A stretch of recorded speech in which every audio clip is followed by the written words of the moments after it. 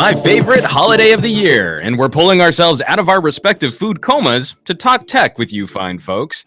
Galaxy S8 pricing rumors, Qualcomm Snapdragon 835 specifications, Alcatel Windows phones outselling HP Windows phones, and we'll spend some time talking about the gadgets we were most thankful for this year. So make sure you're charged and ready for episode 228 of the Pocketnow Weekly. Now, this weekly podcast is where we dissect and discuss those gadgets that make our lives mobile. Smartphones, tablets, and wearables. It's all the stuff you wished existed when you were a kid, and we all used to spend a lot more time decorating and celebrating Thanksgiving. Now it's just this speed bump on the way to Christmas sales, and that makes me sad.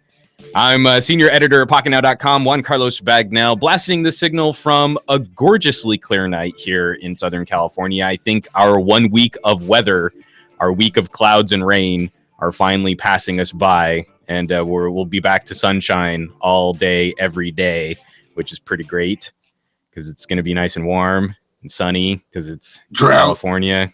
Drought.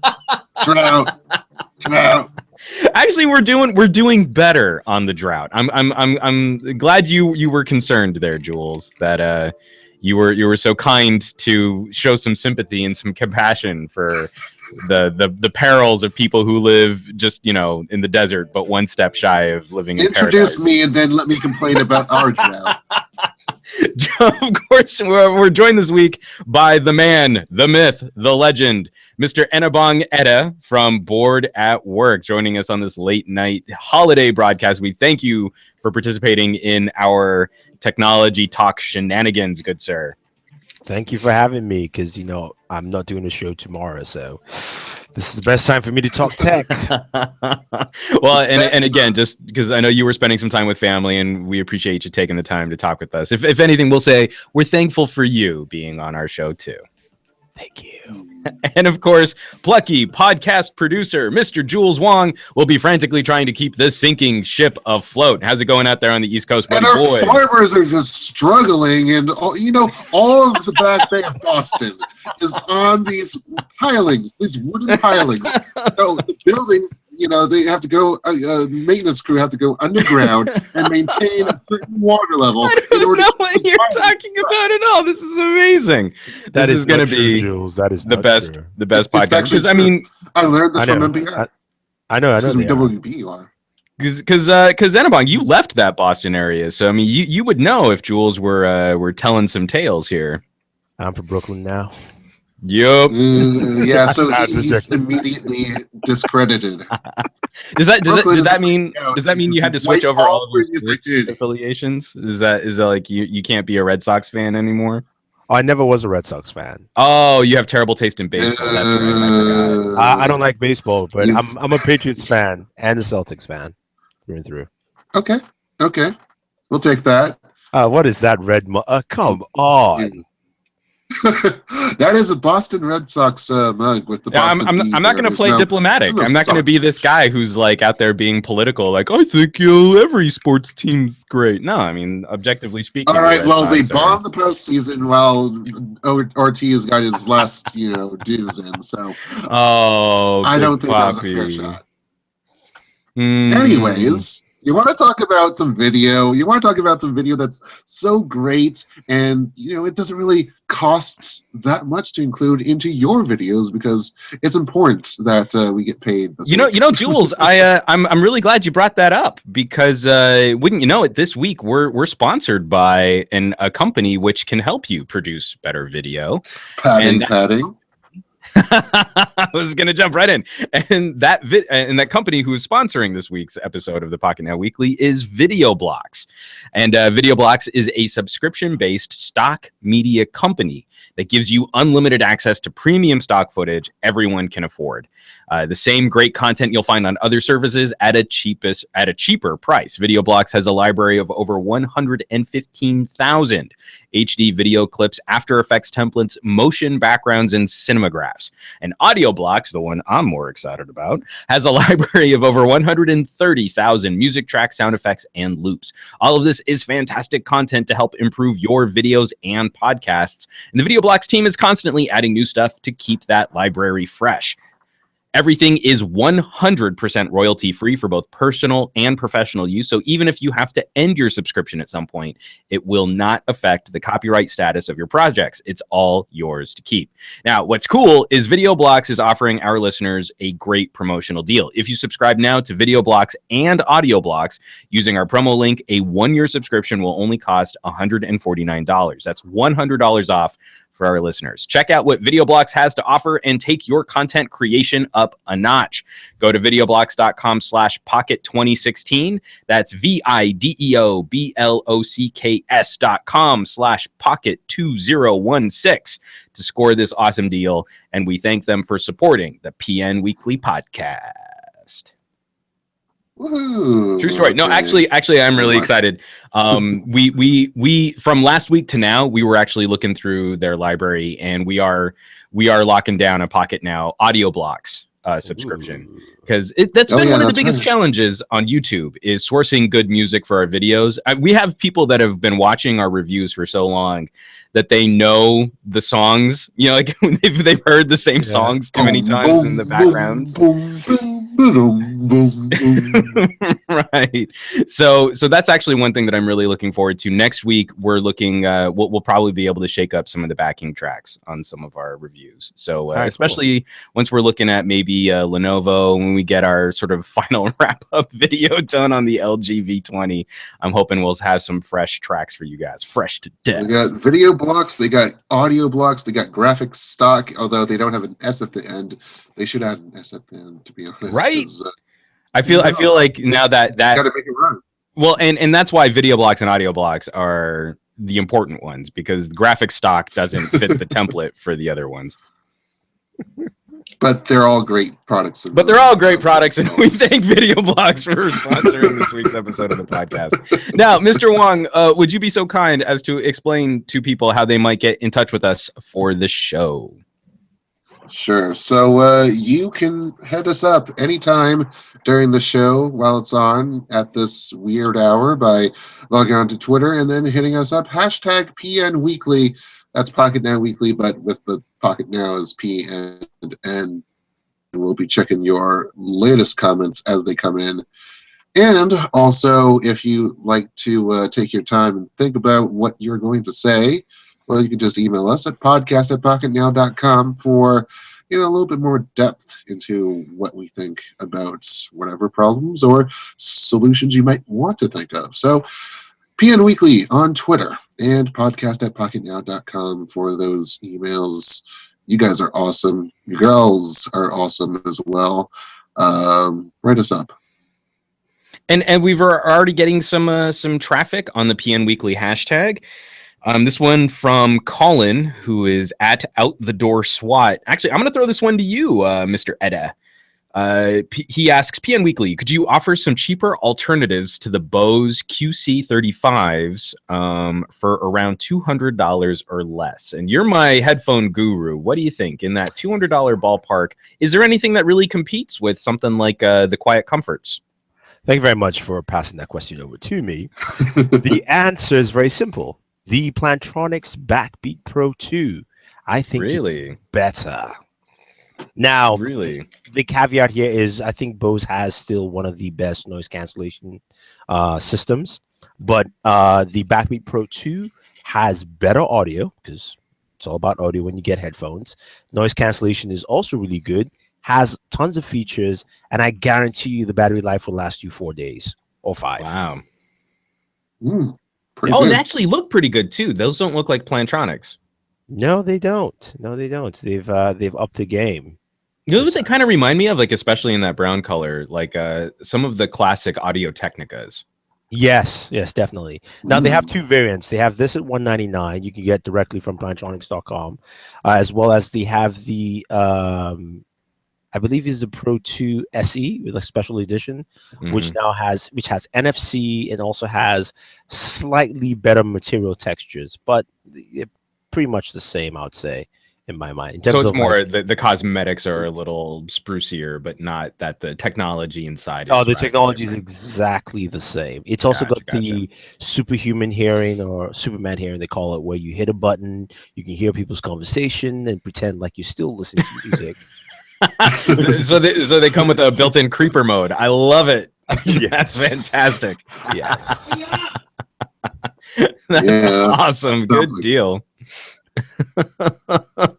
I didn't realize that was the thing. I'm sorry, that's cracking me up because It is. No, but it's great. It's great on a plane though, because when the stewardess or the air hostess are coming by and they ask you for your drink or what do you want to eat, you just hit the button right there, and it actually, I think the new version stops your music and then basically turns off noise cancellation, and then you can talk to them and turn it back on.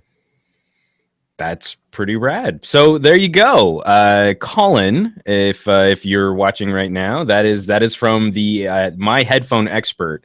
See, I mean, it's been one of those things. I've been trying to have these conversations with people in the comments below our videos at Pocketnow, where I'm a recording engineer and a voiceover director by trade. I don't really consider myself an audiophile. Like we need to be able to separate that someone who spends their time working on stuff for very practical reasons. Like I have very practical reasons why I've chosen the headphones that I do. And it's not always because I'm looking for some sort of premium listening experience. That's a little bit different. Like I have them right over here.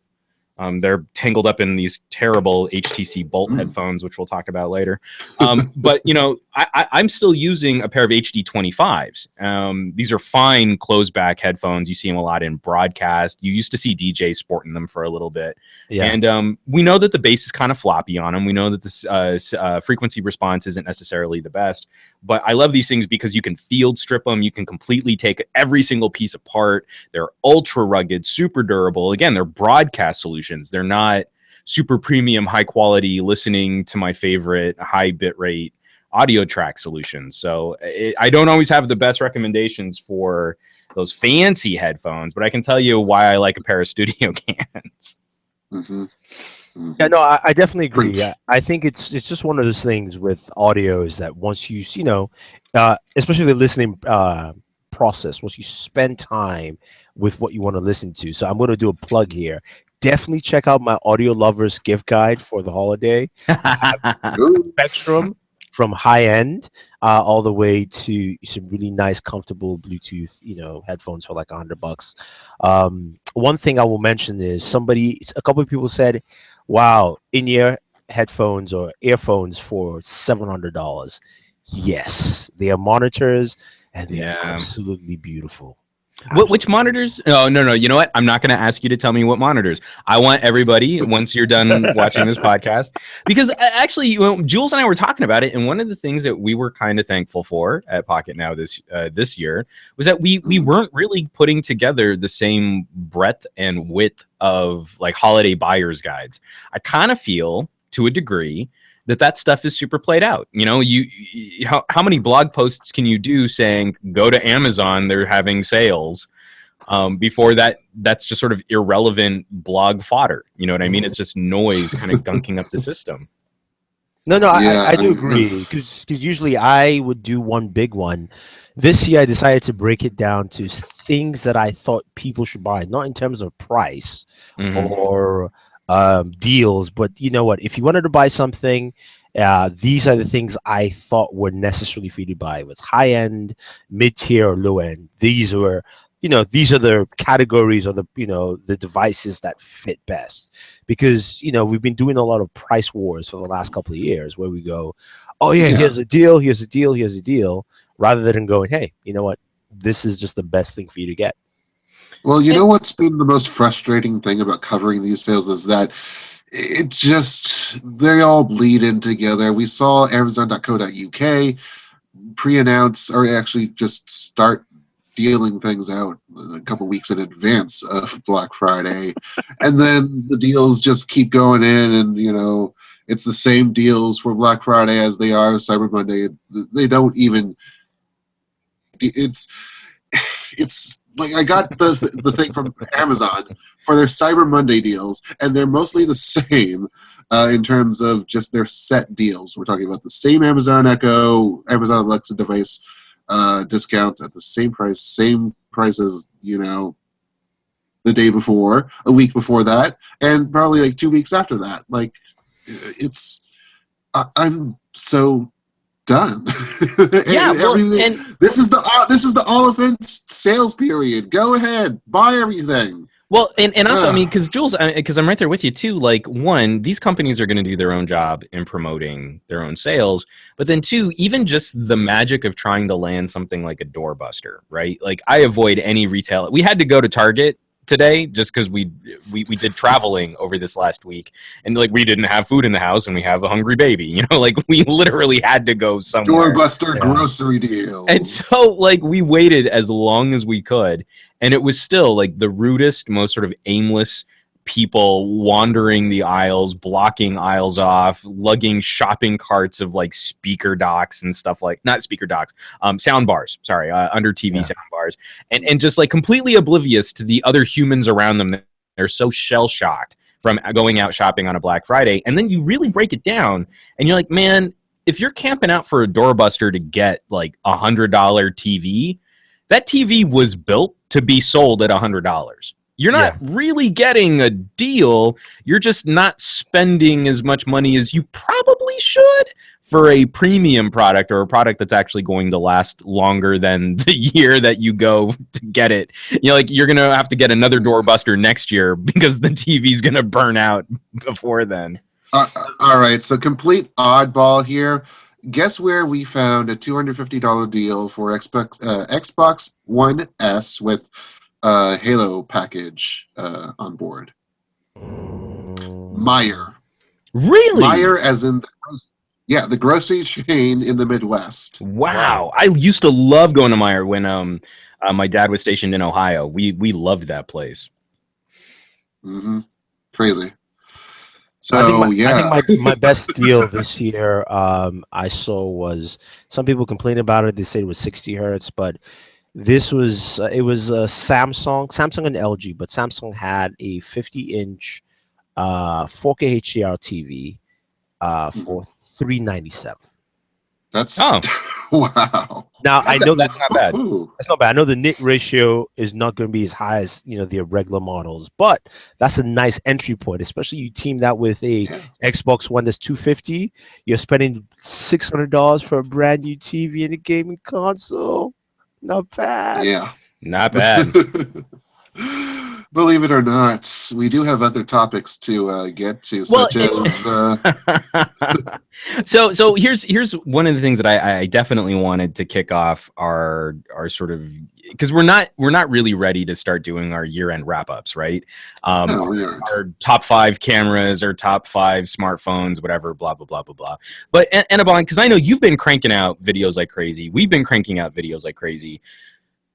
2016 had a surprisingly busy wrap-up to it. What do you think this means for the market when we're looking at all of these manufacturers releasing phones kind of maybe even a little too late? You know, like if people are out there doing their holiday shopping, they might have already have gotten the gadgets or the technology products that they were hoping to put under Christmas trees. And we've got Echoes, we've got HTCs, we've got I'm already spacing because we had so many. Lenovo finally released the Fab 2. All of these different devices out there. What has your feelings been on 2016 wrapping up with such a busy period of releases right before we're going to get prepping for CES? There are two things that come to mind. Number one, Samsung should be very happy that the S7 launched when it did. And it's had some really great longevity down the line. The second thing also is the fact that we're in a very mature market. This is a super mature mobile market where, in terms of hardware, we've seen mid-range devices be priced at that 300 to 400 and have specs similar to high-end phones. So, you now are in the stage where the market is so mature and some companies are coming in really late. I don't know I think you also mentioned the OnePlus 3T. Yes, the OnePlus is great, but the 3T comes out of nowhere at the end of the year. And for the consumer, it's a lot of good stuff, which is great, but also it is a huge distraction. And that helps the bigger brands like Samsung. You know, when you have so many devices, you can say, oh, yeah, this is great. This is nice. But I don't know. I'm not sure. I've only seen a few reviews. Galaxy S7. I know what that does. Okay, I'm good. You know, that I think that's what's going to happen with some of these brands. And my own thing is looking at the gap the Note left, that really only Google was able to capitalize to some extent what that did, and everybody almost pushed things away towards Black Friday, not realizing you have to release a device, do reviews, then do a Black Friday push before you can actually put the stuff out there. So to me, it's going to be interesting to see what 2017 brings because of this dynamics. Are people going to learn? I think with Lieco, it's a little different. I can forgive them because it almost felt like they needed to drop something no matter what. Right. And they did have some really good Black Friday deals with the TV. You buy a TV, you get a free phone. Right. Yeah. Yes. I mean, in some of those Le Mans sales, I mean, just in general, I think if you landed one of their hot sales, the Le Pro 2 was a $300 phone. Wasn't that what it was? Yeah, the Le Pro, $100 it off? became $300. Yeah. If you bought the Super X55, which is a 55-inch TV, you get a Lee 3 smartphone with it. So you get a $200 smartphone, and your TV price drops from $800 to $699 or something like that. It was some ridiculous, stuff altogether. So they at least had a plan compared to everybody else, So that's why I think it's going to be really interesting how 2017 moves, because everybody needs to take note that you can release devices year round, especially now that people can buy devices on a monthly base plan through the carriers. It's no longer the market where, okay, we don't have to wait for the iPhone or wait for that release launch period. If you're a smaller carrier, if you're a smaller device manufacturer, look at the spots that do well for you and release at different times of the year, because that might be complementary to somebody going, you know what, this Samsung device, I just don't like it anymore. I want to switch, because now people can switch. Right. And so I'm kind of interested Go to ahead, Jules. see where financing goes off in terms of just the carriers doing it, but also some of the manufacturers providing their own financing at different rates, because they might not have the best leverage out there contracting with these other banks.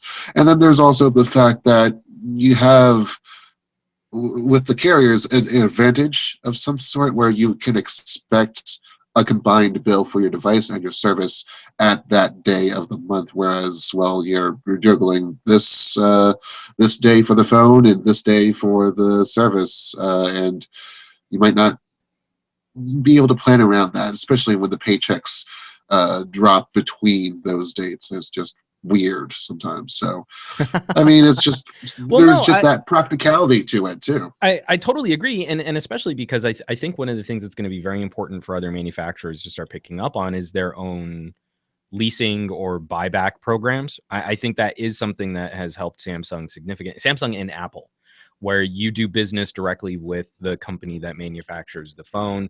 The company has to set up whatever financing options they need to offer up no interest loans for people to buy $4,000-$6,000 devices. But I Great think that, credit.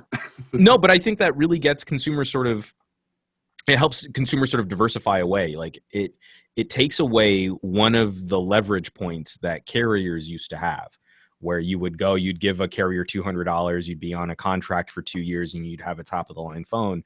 We're only a couple years out of those old lock-in contract models. And I think one of the ways it's really going to help break down a few more of those barriers. I'm shocked that LG hasn't stepped up for something like that. We know Samsung's been playing with stuff like that. Motorola, I think, didn't Motorola have a they financing? are shutting that down. Great.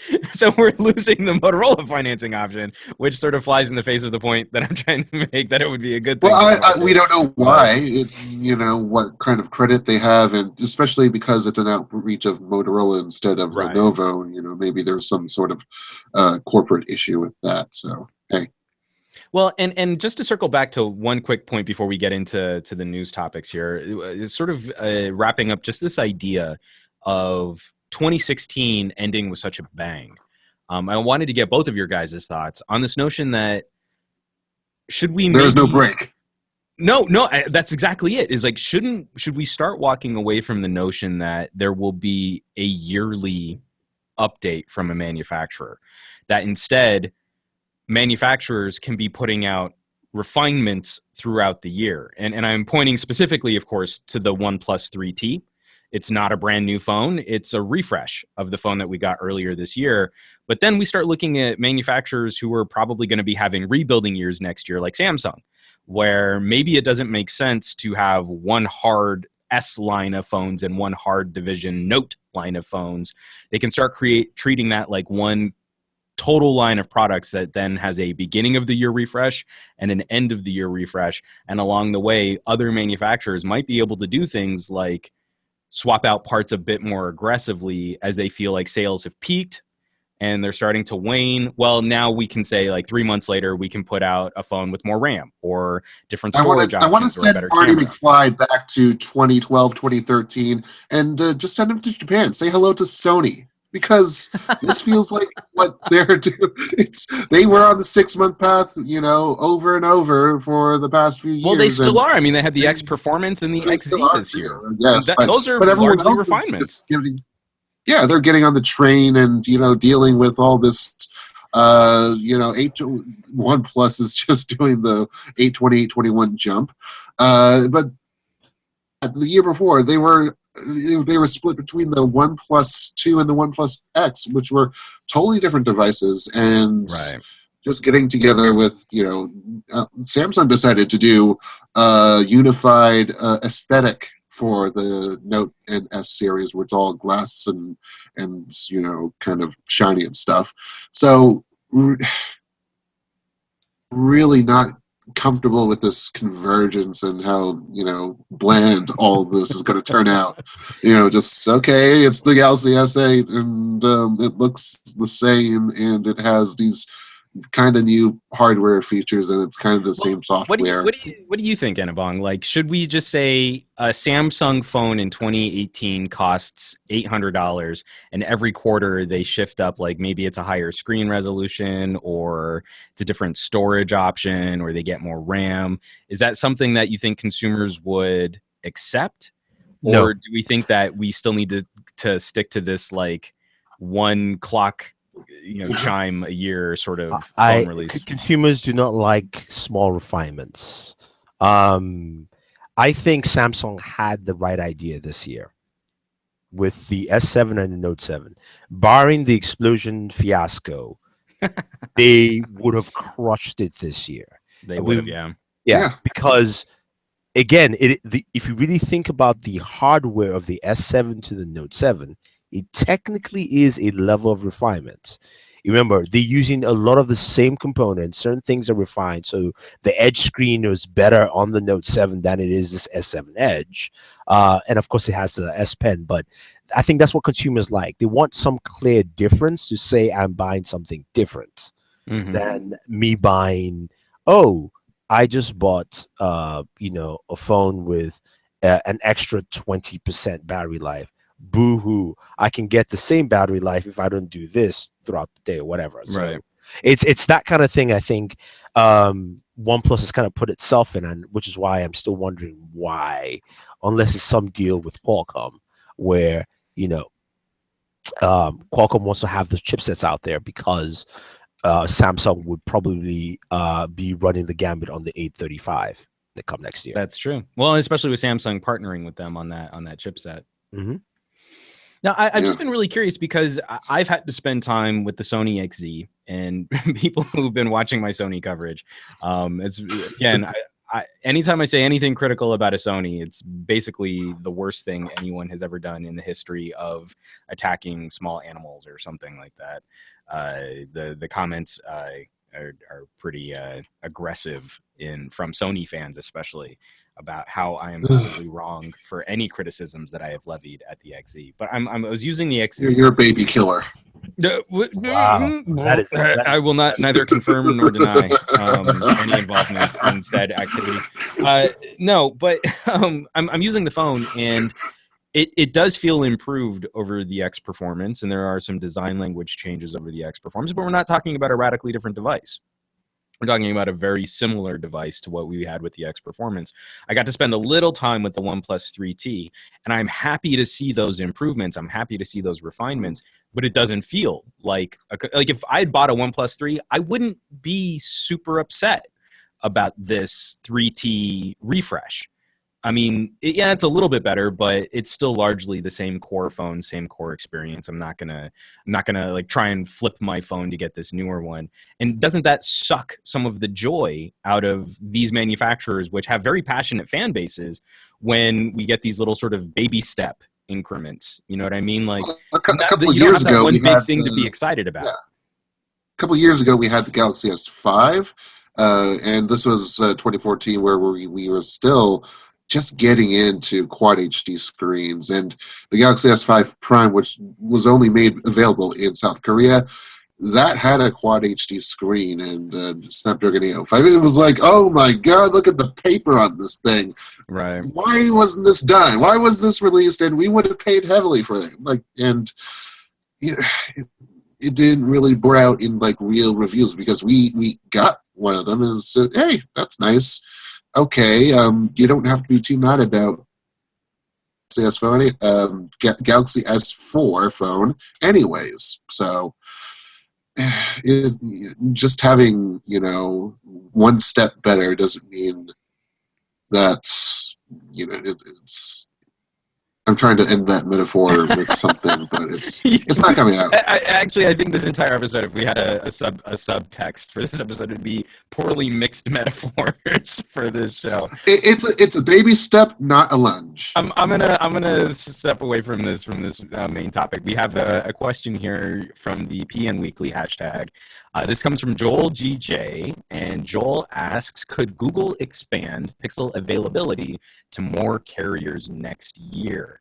This has been a big talking point with a number of the members in our audience, because and I'm sure you Enobong too, for the people that are fans of Board at Work, they know that the Pixel is available for every carrier if you buy it directly from Google, but of course all of the ads are putting it out there that it's a Verizon exclusive.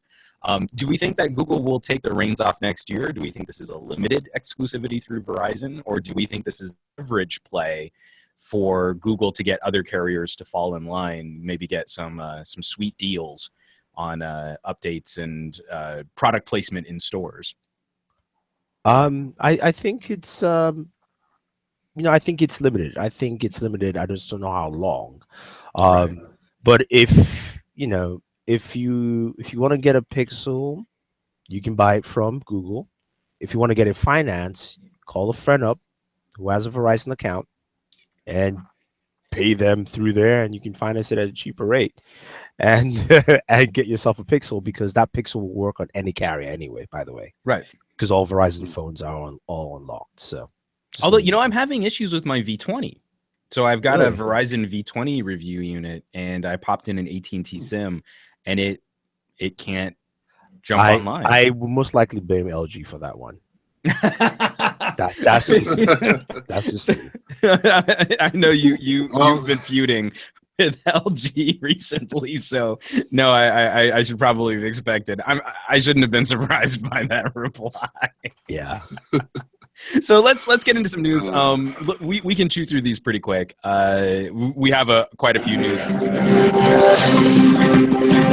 but the first one leading off, because we were just recently talking about Samsung and the sort of refining line. What we are seeing are some early chatter on the Galaxy S8, and one of the more interesting stories that we posted on Pocketnow.com is that it looks like the Galaxy S8 will likely be more expensive to produce than the Galaxy S7, but Samsung is likely going to eat that additional manufacturing cost so that it doesn't hit your wallet any harder than this year's phone.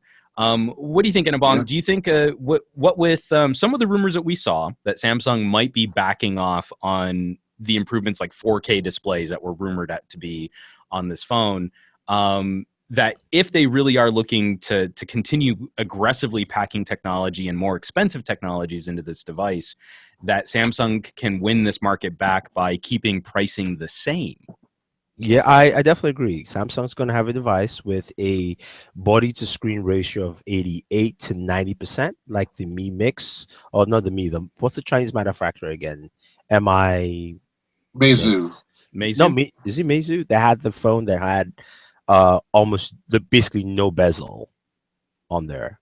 That would be Xiaomi then. Yeah. Or the Yeah. Xiaomi? Yeah, the Xiaomi, yes, the Xiaomi Mix, or I can't remember the exact model number. Yeah, Xiaomi Mi Mi Mix. Mix, yeah. So I think Samsung's going to have that as, and that's what's probably increasing the cost, manufacturing cost. And in terms of going to 4K, I don't think it's necessary on a smartphone.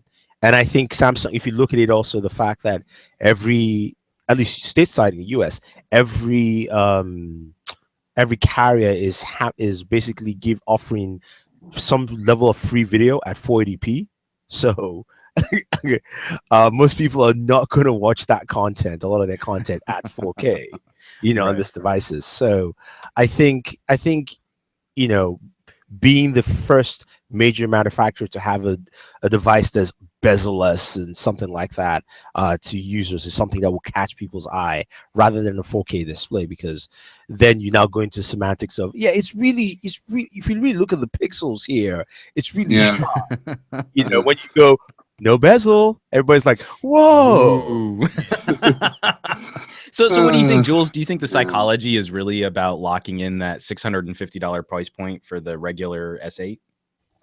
If they're going after Apple, then yes. I'll make a defense for 4K for just a second here and Amen, brother. say that there are. It's not even for VR purposes, which are great and all, but people have found that half and half to be gimmicky or just awesome. So it's kind of a pick or choose right there. But more streaming outlets are doing 4K these days. Netflix just got on board. Google Play Movies has just gotten on board with 4K streaming, and especially you don't you're not streaming these movies on cellular. You're going to Wi-Fi for this stuff. So you're sitting there, you're relaxing, and you don't have access to the TV because someone else has it.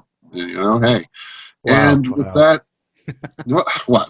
what? So no, here's the deal. No, because I heard a little grumbling from Thundery, and we've had some pretty fun debates over whether or not phones should move up to 4K. Because I'm in favor of it. I feel like the current discussion has largely been colored by Apple's Retina talking points, where if you've got perfect eyesight and you hold the phone a foot away from your face, then you only really need X pixels per inch that Retina provides you. Now we've moved up from like full HD screens and quad HD screens.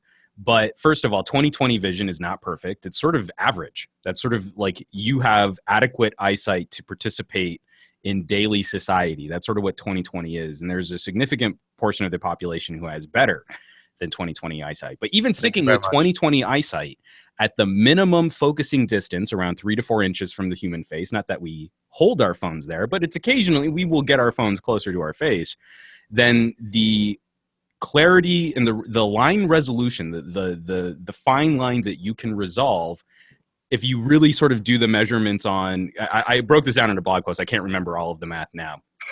But if you break it down, the pixel pitch would equate to a 5.5 inch screen with a 4,000 pixel across display. So essentially a 4K display is the maximum resolution. So I feel, why don't we just go to the maximum? And at that point, we're done.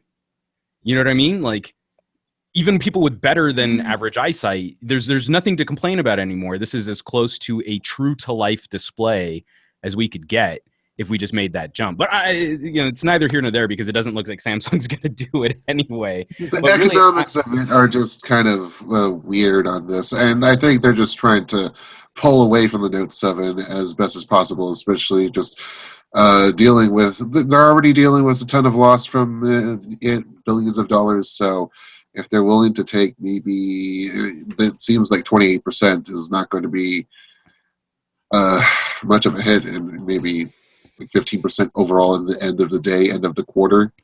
Well, that's actually, I'm glad you brought it back to the numbers, because I got a little sidetracked by my continuing debate with everybody who's wrong about 4K displays not being on phones. They'll be 4K million. No. Actually, no, sorry, that was a cheap dig. Getting back to what you said there in the numbers, though, Jules.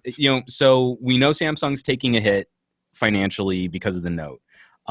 We know that they're probably just sort of brand overall taking a hit just because of this negative exposure. And whatever they're doing, the Galaxy S8 sounds like it's going to be a pretty aggressive phone, and it's going to be coming in at a leaner margin.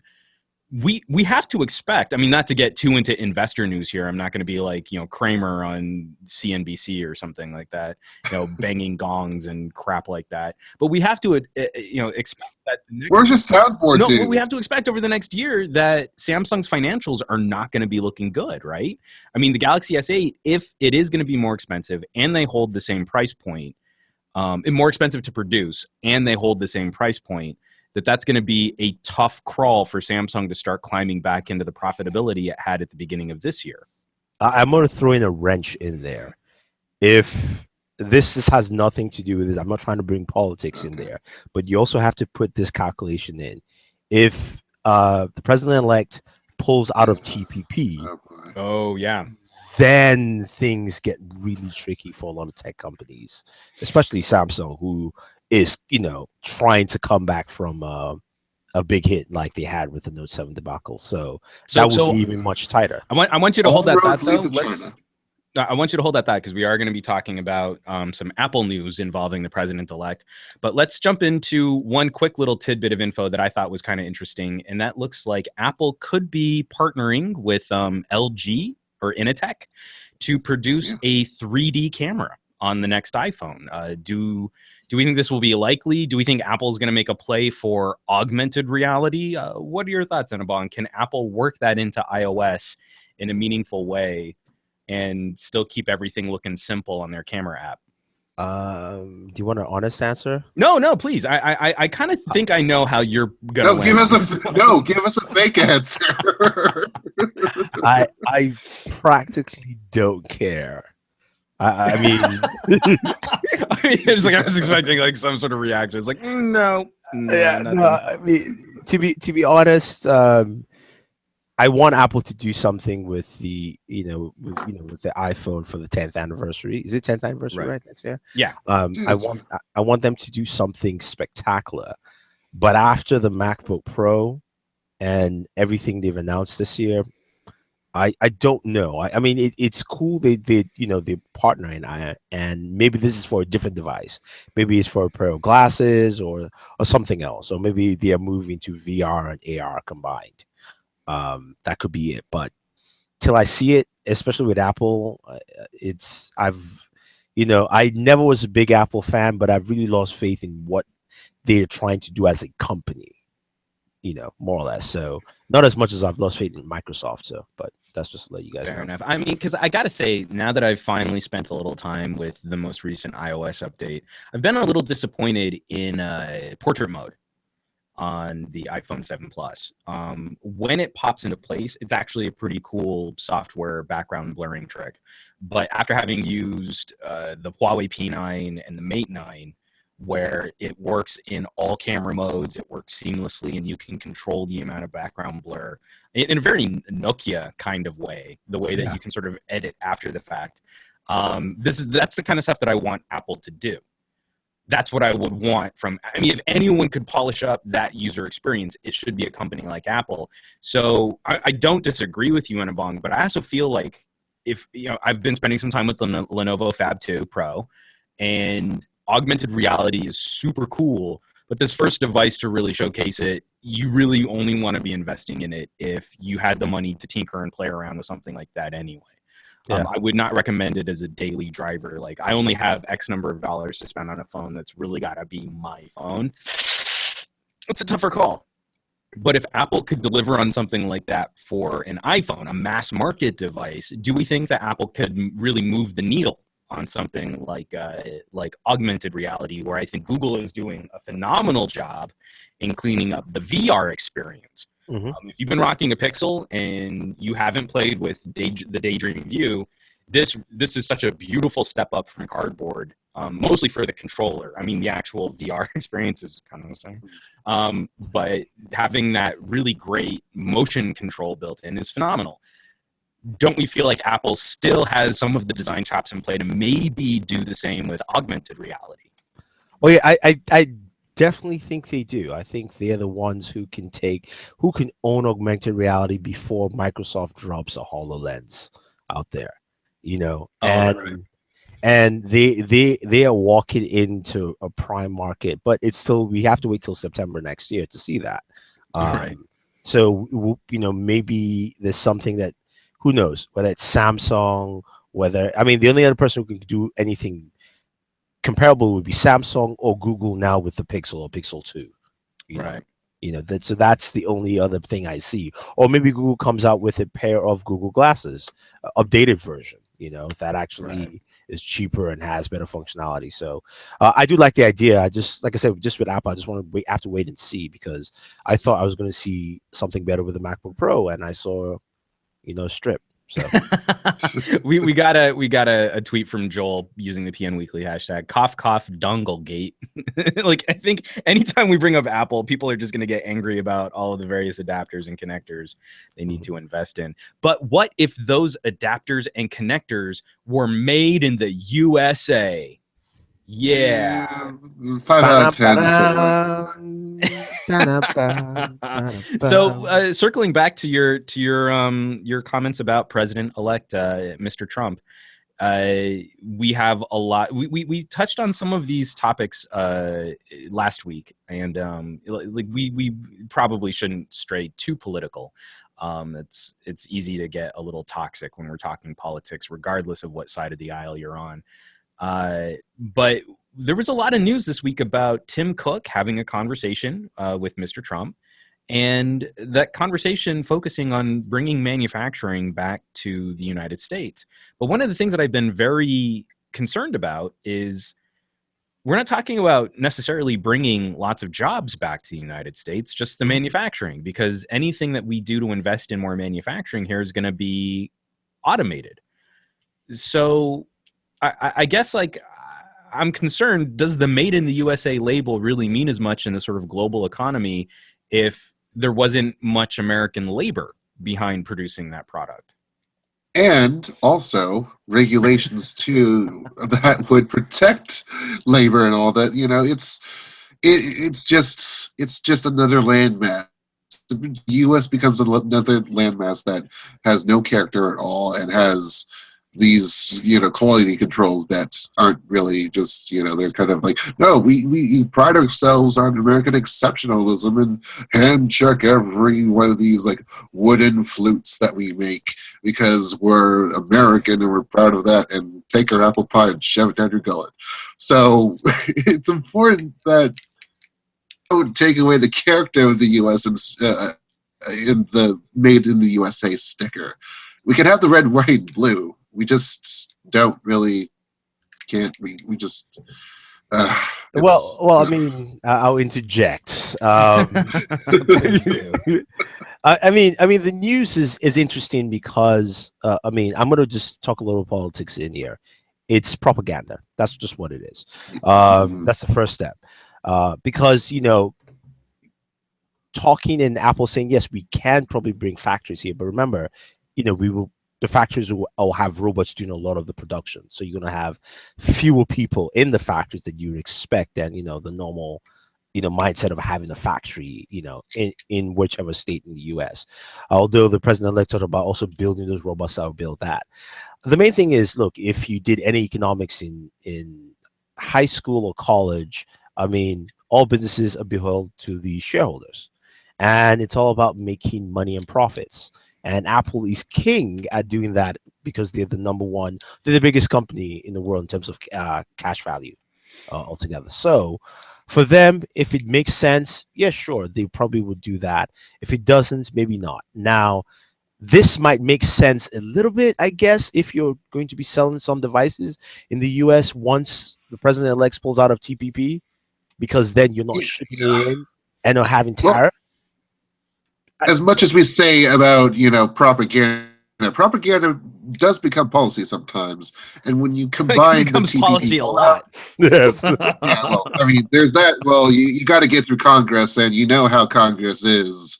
The past how long have I been alive? Well, I'm just saying that, okay. especially in this climate, with the House and the Senate being comfortably conservative. So one party, yes, it can Republican. Easily, it can easily go that one way. of them.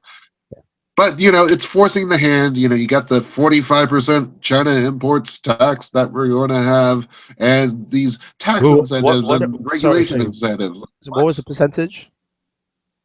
Trump said 45%. 45. Jesus Christ! Where does that number? And that's on top of the.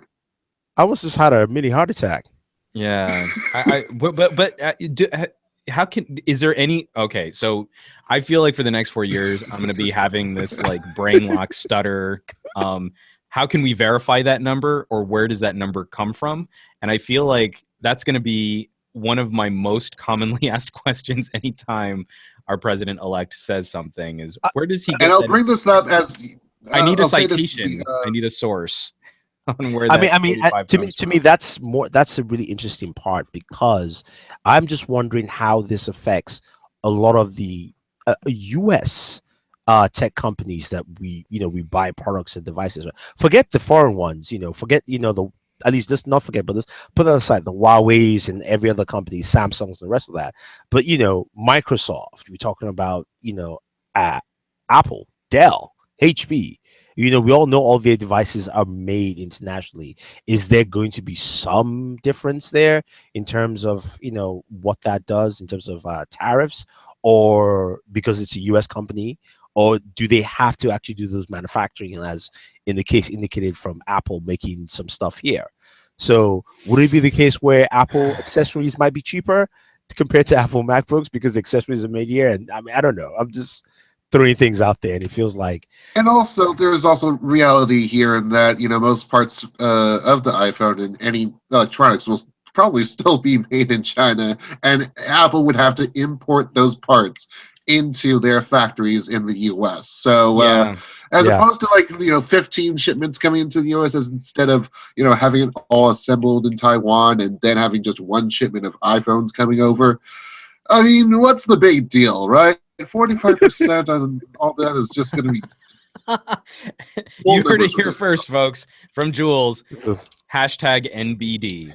I mean, just in the United States. Just to notate, Jules talked.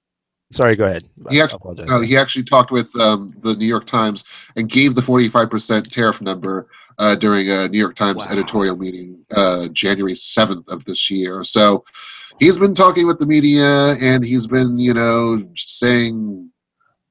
saying Trump things. Well, so. I will put it this way: when Jules says, "What's the big deal?" The big deal to me is this actually affects us as tech YouTubers, because at the end of the day, if it really becomes expensive, nobody wants to buy. That means nobody really wants to watch, and nobody really cares about getting a device. I'm just concerned about that in the long run as it pertains to me, because then I don't want to be doing a hands-on or reviewing a device that actually costs an extra 45% on top of that.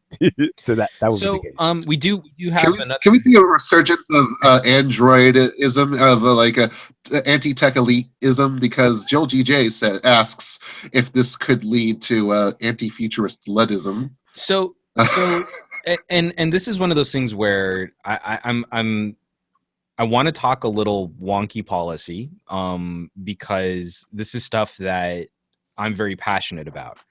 And so beyond just, whether or not Trump is actually going to find a way to bring manufacturing or packaging or assembly jobs back to the United States, one of the things that we do have to take him at his word is are the appointments that he's made.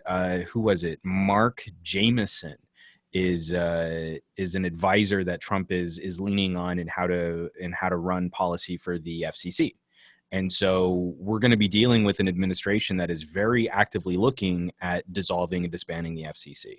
So you guys know my political feelings on this over the last year that I've been, participating with this podcast, is that I feel we should have strong regulations in favor of net neutrality to try and maintain as fair a playing field as we possibly can for all businesses and all consumers to participate with services online. So if you feel likewise, the next 4 years, I think, are going to be a challenge with a conservative Senate, a conservative House, potentially a conservative Supreme Court, and advisors in the White House who have publicly and actively fought to sort of not fully dissolve, but basically completely defund the FCC, so it's a useless agency anyway, which I find to be part of the disingenuous side of this conversation where, hey, the FCC can't do anything, so let's cut their funding even more. And then you can point to that and say, see, they weren't able to do anything, so why do we even have them at all? And so then you can just get rid of them. So that's definitely something to be on the lookout. But I kind of feel, to Joel's point, and I don't know how you guys might feel on this, and please feel free to chime in just a sec here. But to that point, we've already seen the tech conversation walk away from people like us. From people who actually participate on podcasts like this. When the San Bernardino shooting happened, we had a lot of people voicing their feelings about the issue, but we never really did answer that question. Should governments be able to force companies to comply with requests to break their own security settings? We kind of danced around it, but we didn't answer that question. And so now the next time something like that comes up, we're going to have that same debate all over again, and people are going to feel very strongly about it, but we're really not going to engage in substantive debate, and we're not really going to come to a conclusion on that question. And I kind of feel like a number of these issues are going to fall into that same trap. When we're looking at the next big fight for the FCC or for net neutrality, a lot of people will share feelings. We're not really going to listen to us geeks because we've already sort of walked away from the notion that, well, geeks just talk down to you, or they all act superior, or they think they're better than us. When really we're the people that can really kind of help bring some counterpoints, or at least some balance to that discussion. And so that's my concern over the next 4 years is we've already seen the climate or the tone of this discussion walk away from us. And I think geeks play a part in that. I mean, like every time an aunt or an uncle asks you for help with the Wi-Fi and you roll your eyes, it makes it less likely that they're going to listen to you when something important comes up. So there is a little truth to that. We're shitty elites, like we're snarky, self-righteous know-it-alls. Sure, I'll actually wear that. It's something I've personally been trying to address on my own in dealing with my own family and friends. But at the national stage, that's a recipe for disaster. IMHO. So I don't know how you guys feel, if you want to weigh in on that or not. But well, I mean, as a member of the media myself, I can say that I really do care that people don't listen to us because, well, populism. I hate to bring this up, but populism is kind of it runs in cycles, and it runs where the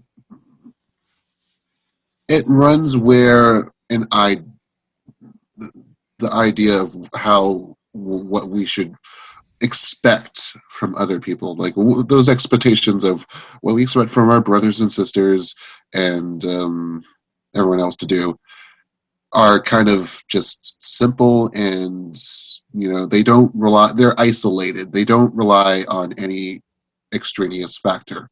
And well, it's 2016. The internet has been around for a couple of decades now, and even with that, there are boats, there are planes, it's kind of too late to get away from everyone and not be able to interact, and not to have those extraneous factors. So, it's, you can spread your ideas all you want, but until you realize that there are some precious chains of action, communication, just those chains that you rely on, that you don't realize you rely on, well, you're calling for the breakdown of those chains. It comes back. Populism comes back. All right. I think I'll put it this way very simply. People need to understand that regulation is good, but too much regulation is also can be deterrent. Now, when you take, if you start stripping away the bodies, I'm not even just say just the body, but the bodies that maintain regulation for you, you're going to have an era of free for all. Because I should remind you, business will only do what's best for business. I don't care what company it is. They're not your friend. They are not your friend. They will do what's best for them. So they will, of course, try and capitalize as much as possible to make as much profits as you can see fit. So if you think about it in this way, if you take away things like the FCC, and you now have, we already have AT&T buying Warner Brothers, and you're gonna have this rumor of Disney buying Netflix, all these kind of things, and yeah, they don't go unchecked, they don't get challenged or anything like that. Then AT&T says, you know what? Hey, you want to watch the next Justice League movie? This is what you have to do if you want to get it at home. If you're an AT&T customer, that's great. If you're not, maybe it's an extra $1 or $2. I don't know. I'm throwing. Well, isn't that one of the frustrations? I have a very good relationship with some of the folks over at AT&T PR, but it bristles a little bit when you see some of these ads that they've got for unlimited data with DirecTV subscriptions. And then if you have a DirecTV subscription, streaming your DirecTV content doesn't count against your data. Well, that's very interesting, don't you think? Shouldn't YouTube or Netflix also not count against your data if apparently it's not that bandwidth intensive to stream DirecTV services? Yeah, I there mean, are all these complexities that are going on, and whenever I see, okay, so you have to go with the horizontal integration and just combine all this stuff to form a package deal that's like, hey, it's great. You buy it and you get all these features. See, but that's the thing, want these features. It changes from having a package deal that's because you're buying a bunch, your cost is less, not buying a bunch. Now, all these features limit other things that you use on the device. So if you think about it, right, if DirecTV only has free streaming and maybe Warner Brothers, right, because they buy Warner Brothers, then Disney is now forced to buy T-Mobile because they're like, okay, fine, our customers are not getting, and then you now have one big mega conglomerate that owns everything, from top to bottom. You have Evil Core. Yeah, it's like Evil Core, and you're going, what's going on here? Speaking of Evil Core, why don't we talk about the Nexus 5X? I don't know. It's the worst segue. So I think E is pretty excited to label LG as Evil Core. Isn't that right? Oh, no, that's good segue, Jules. Apparently, some warranty repairs on the Nexus 5X have resulted in just a full refund. And speaking as the owner of a Nexus 5X and having been very underwhelmed with that phone, I can maybe appreciate why at this stage in this phone's life, maybe it's just time to give some customers their money back. Yeah, well, I mean, parts. It's like these small batch things, these Nexus jobs, and you only make so many parts for them. You say that you'll maintain a 2-year warranty, but once you end up not doing so, well, you kind of have to you're going to eat your money on that. So. Well, and Enobong, did you use the 5X at all? Because I know you were a 6P guy for a while, right? Yeah, I reviewed the 5X. I thought the device was okay. Sam loves the 5X. That's weird. Yeah, I mean it's his international travel phone. I have a 5X for travel too. Yeah. Yeah. So the second my Project Fi Sim worked in my Honor 8 when I was out in Germany, I was like, I'm never leaving the house with my 5X ever again. Well, I mean that doesn't work with phone and text, right? With it doesn't work in what? It doesn't work with phone and text, right? Because it doesn't. I popped mine into my HTC 10. Oh no. Okay, so like when I'm in the United States, the Project Fi Sim gets really wonky because it wants to do that switch between T-Mobile and Sprint, but overseas, because you don't have that CDMA nonsense. Oh, okay. It worked phenomenal. I mean, everything worked. It was still a Project Fi phone. There was one thing I couldn't check in the Project Fi app, and like maybe my data usage, but everything was functional, and I got billed correctly for everything. So no, it was great. I mean, that was a happy discovery because I was really rocking that Honor 8, and then flew out to IFA, and like I had this 5X, and the battery wasn't really lasting. I think it was on like a very was it the first official build of Android 7? I don't remember, but anyway, I didn't enjoy that phone. So the Honor 8 was a much better travel companion. Okay. Well, let's go on to the flip side of things, because once you have this, problem that LG can't repair, and you get your refund, well, what do you move on to? Do you move on to another 5X? Like, you don't have that small form factor thing What unless was you're the willing price to pay up. What's the original price of the 5X? I believe it was $329, and everywhere else, That like, is great. You can get an Honor 8, $289 right now. well, on I mean, Amazon. well. It quickly depressed. I think Jules is pointing to some other stock Android running device that might be getting a discount on Big Red after all, in looking at Verizon possibly cutting the monthly payment on the... Well, you can't take advantage of that deal because you have to get on Verizon. You have to get on their device payment plan, and that means getting on a service plan. So, so get it Honor 8. Maybe after all of those terrible experiences that people who were having warranty issues with the 5X were having, that would be the logical jump, would be to go to the nation's #1 network and to get a Pixel. No.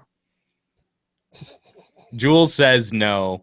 But no, I do think this is kind of interesting because in what we were talking about before, maybe is this potentially a sign that Verizon might be coming to the end of its exclusivity, and whatever stock that they have with the red check mark on the box. I don't even know if it has a check mark on the box. I'm just being facetious there. But with whatever stock Verizon might have, are they looking to try and get those out the door before AT&T and T-Mobile can start competing outright? Or is this just the lifestyle of the life cycle of a Verizon product, and they're coming to a close where they think it's a profitable device? Just to be clear, if we're talking numbers, $649 usually for the Pixel 32 gigabyte. We're down to $240 over 24 months, so $10 per month. And then 128 gigabytes, that's usually $749 total. Now down to $15 per month, or $320 in total. So that's just to clear the numbers out of the way, because you have to mention the numbers. You can't just get away with, it's a big actually, discount. I mean, like, because I maybe I didn't really fully read that article. I'm sorry, Jules. But not understanding like the math on that seems like it's more than half off if you're looking to stick with Verizon service. That might be a good option. If you're sticking on there, if you were in there, if you're thinking in the of first jump on place, Verizon too, I mean that's a good idea. not bad. I wouldn't jump to Verizon for much, since I really don't agree with their data philosophy, but. But hey, indeed. Okay. I think we've exhausted what we can say about Big Red there. Moving right along, this one I thought was just kind of a funny little story. For all of the noise that we initially got on HP selling a Windows phone, and then sort of Alcatel limping into the Windows phone arena, I mean, not a lot of fanfare for their idle running Windows 10 for mobile. It looks like they're already outselling HP. So good on Alcatel. I'm a big fan of Alcatel. So I'm always happy to see them doing at least something interesting. And the Idol 4S is really fun hardware. I love the stereo speakers. I think they've taken some pains to try and step up their build quality so it feels like a more premium device.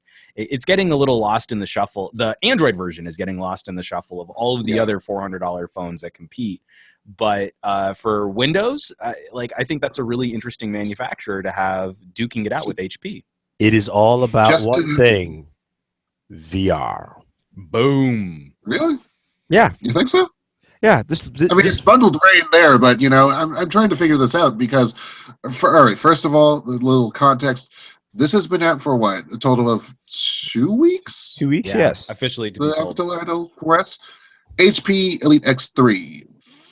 4 months or so, or like 3 months or so. How much is the Idol 4S on Windows Phone? Sorry. So in terms of, it's number 16 in share right now, and that's the HP. No, but do you know how much it costs, Jules? Sorry, Jules. Jules the man with the numbers. $460 for the Idol 4S, as opposed to $700-800 for the Elite X3. So there's your answer. Well, there's your problem. But I mean, I get it. They're totally targeting different customers. Enterprise definitely a smaller niche than general consumers, and especially at that price, who can resist if they're offered it.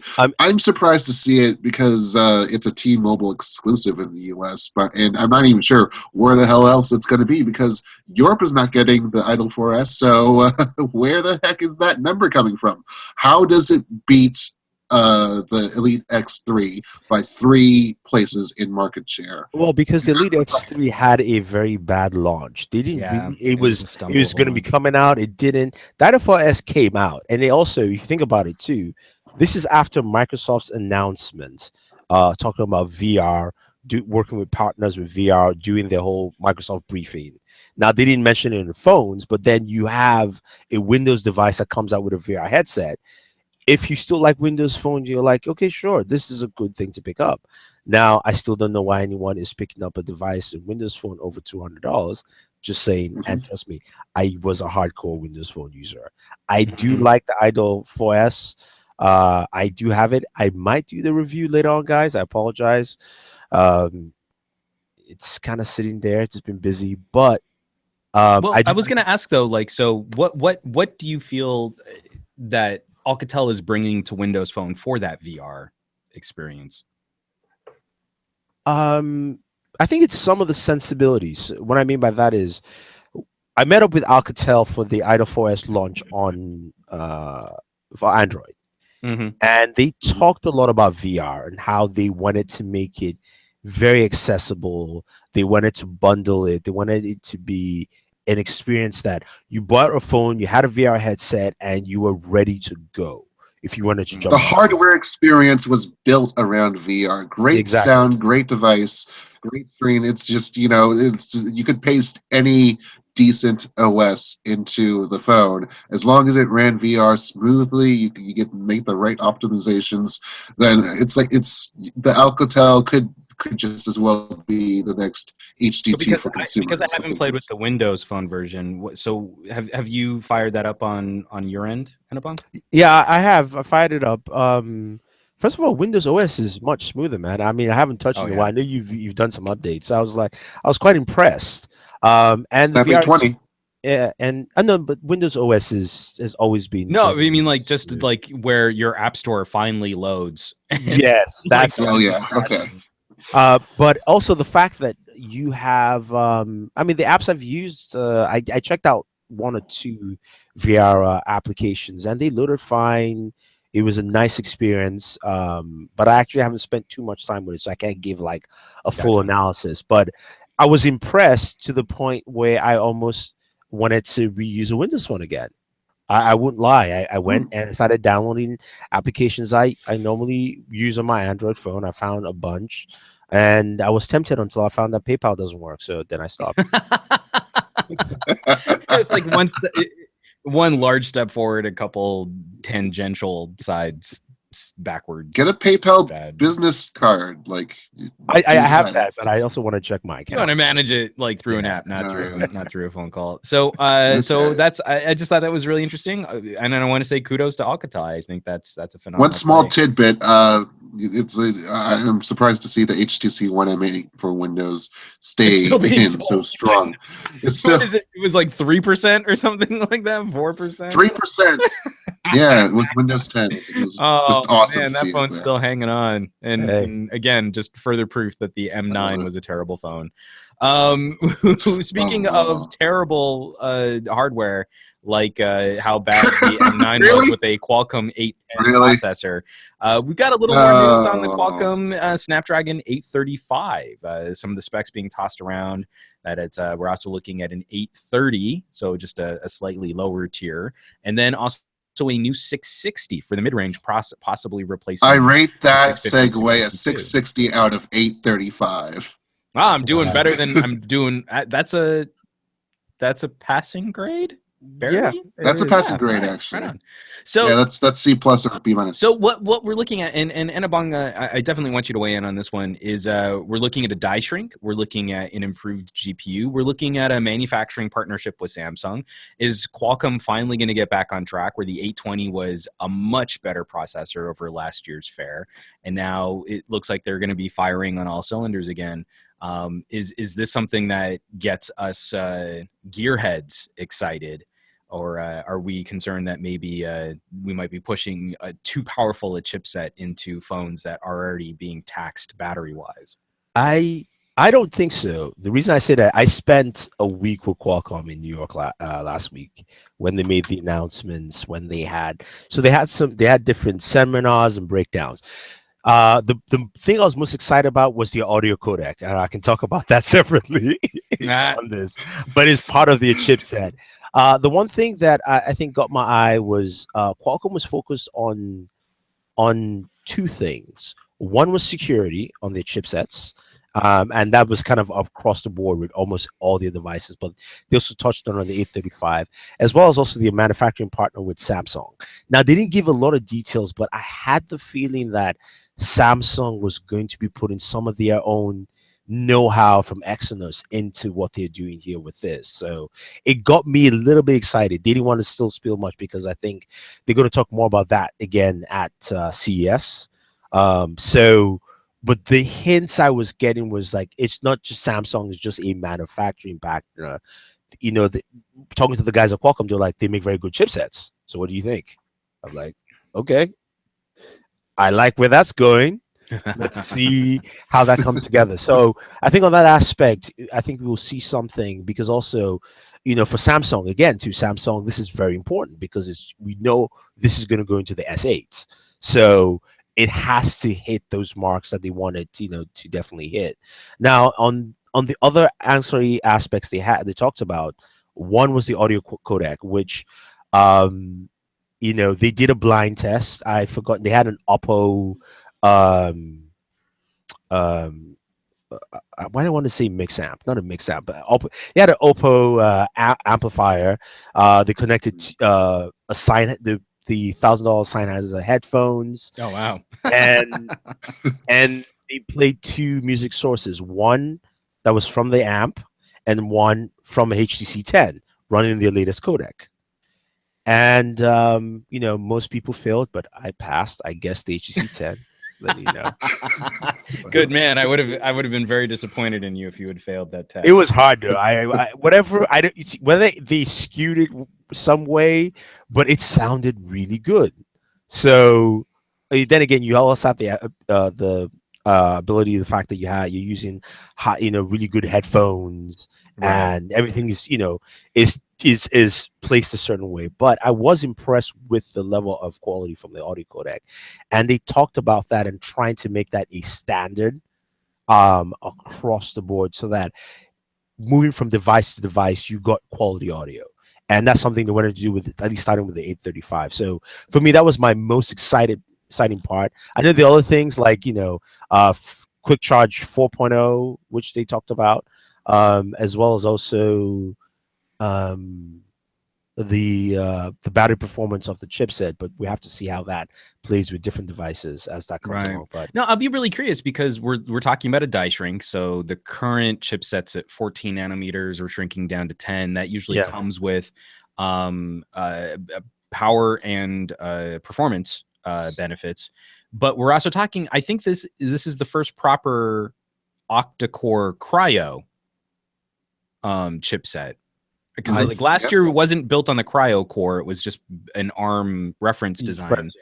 And the 820 is just a quad core, right? It's too big, too little. Yeah. And now we're going to be going 4 big, 4 little. And so I wonder if that die shrink is still going to provide power benefits, or if having even a low power quad core is going to even out. You know what I mean? Like we're just going to reach parity with the die shrink. So that's what I'm really curious to. That's the big question for me is Samsung's on board. Qualcomm's definitely been improving their game over this last year to now. The 821 is a stellar chipset. It's a great performer. So now are we? I want to ask this though. I want to ask this. Do it, Jules. 830 be launching in, they say, in Q3 or Q4, and it's going to be maybe a 6 or 8 core Cryo 200 processing chip, and it's going to have just slightly just under the 835 specs.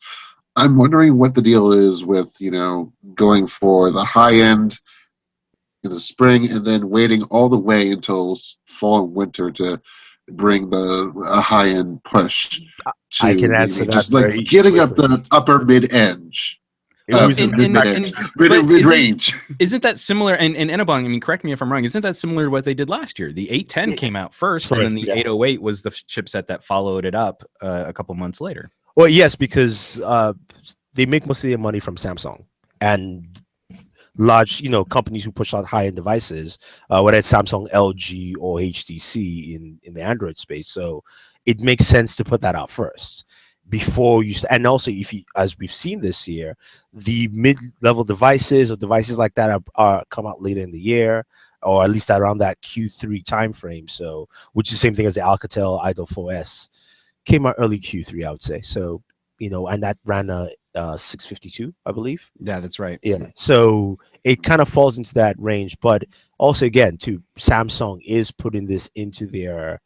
We're going to be putting this into the S8, so it will make sense for Samsung to crank that out first before any other chips. Well, yeah, but like those unique, $400 manufacturers, like, what are they going to be seeing? Not consistent, but cost savings that you can talk about. That's why you have the 821, though. Yeah, I was going to say is like I think the 821 is going to fill that niche just before where we were having manufacturers build on the 801 and the 805 for a while after those weren't necessarily the top of the line chipsets anymore. But that's good news that we've got this sort of wide range of really high performing products because Google Play is going to be dropping services support for devices running Gingerbread and Honeycomb soon. So what was the most frustrating part about covering Android distribution numbers for the past what was it, Jules? Tell me. 24 months is seeing Android 2.2 Froyo just hang on by 0.1%, which is the minimum reporting requirement, right, in order for it to show up on the distribution. Damn you, Froyo! So but Gingerbread and Honeycomb 3. So we're talking about 3.0. So we're basically moving the bar up into. So basically, the 10 people who still have Motorola tablets will no longer be able to update Google Play services. Pretty much. Yeah, it's so sad. Well, I know for Gingerbread, it's a little bit more of a pressing concern because aren't there still? I mean, because it's not a super high percentage, but aren't there still like a statistically trackable number of people around the world who have Gingerbread? Like, I think still. It's still up there, maybe lower 2 digits, or maybe even like 9%. I think. I wanted to say it was something like between 6 or 9%. I couldn't remember what it was, but when you think about the number of devices that is, that's still a lot of people that are now going to be just completely pushed off the reservation. So, unfortunately, this is another situation where it would be nice if there were some way to take old hardware, and to shift it over into like a low power Android, like an Android 1 style operating environment where Google can just at least push out security patches. Because I think that's going to become the Windows XP zombie army of mobile phones. Yeah. Are phones running older versions of Android that have long since stopped being supported with any kind of update. Way overestimated that one. Gingerbread 1.3%. Right now. That's much better. Okay, good. That makes me feel a lot better. I thought it was closer to 8 or 9% too. So that at least makes me feel a little bit better about this. That they're not just cutting off, a statistically significant chunk of the market that they're going to be moving on. All right, that's why not cut ice cream sandwich anyways? It's also at 1.3%. Oh, that's kind of sad though. Android 4. Yeah, I missed the hollow design, but at least Jelly Bean and Kit Kat, they're still representing. Still maintain. Kind of. You don't really want to. Or you know what? Maybe all those people should just go over to an iPhone. Because. Apple is going to be delivering some really tear-jerkingly adorable holiday ads, and that's enough to get your feels going so that you'll want to spend your cash, right? Well, I originally planned this to be the last story of the rundown. So We can wrap it up there. I mean, I don't know if you want to talk laptops after this. But... I didn't watch the ad. So for not spoiler alert for anyone who is curious about watching this 2-minute commercial, it's a heartwarming story starring Brad Garrett, the bigger older brother from Everybody Loves Raymond. Was he the older brother or was he the younger brother? I don't even remember. I never watched that show. But he is playing a Frankenstein monster who walks into town to try and spread some holiday cheer. And he at first doesn't do a very good job of it until a small child helps him sing a Christmas carol, and then everything is right with the world. And Apple would just like you to open your hearts to everybody this holiday season, especially monsters that can kill you. Buy an iPhone. Okay. I don't know. Right. It's a cute spot, but I don't know, Enobong. I mean, like, because you haven't seen it, but this one sort of landed a little flat for selling a phone, because I think one of the most effective commercials they put out is the one to AC/DC.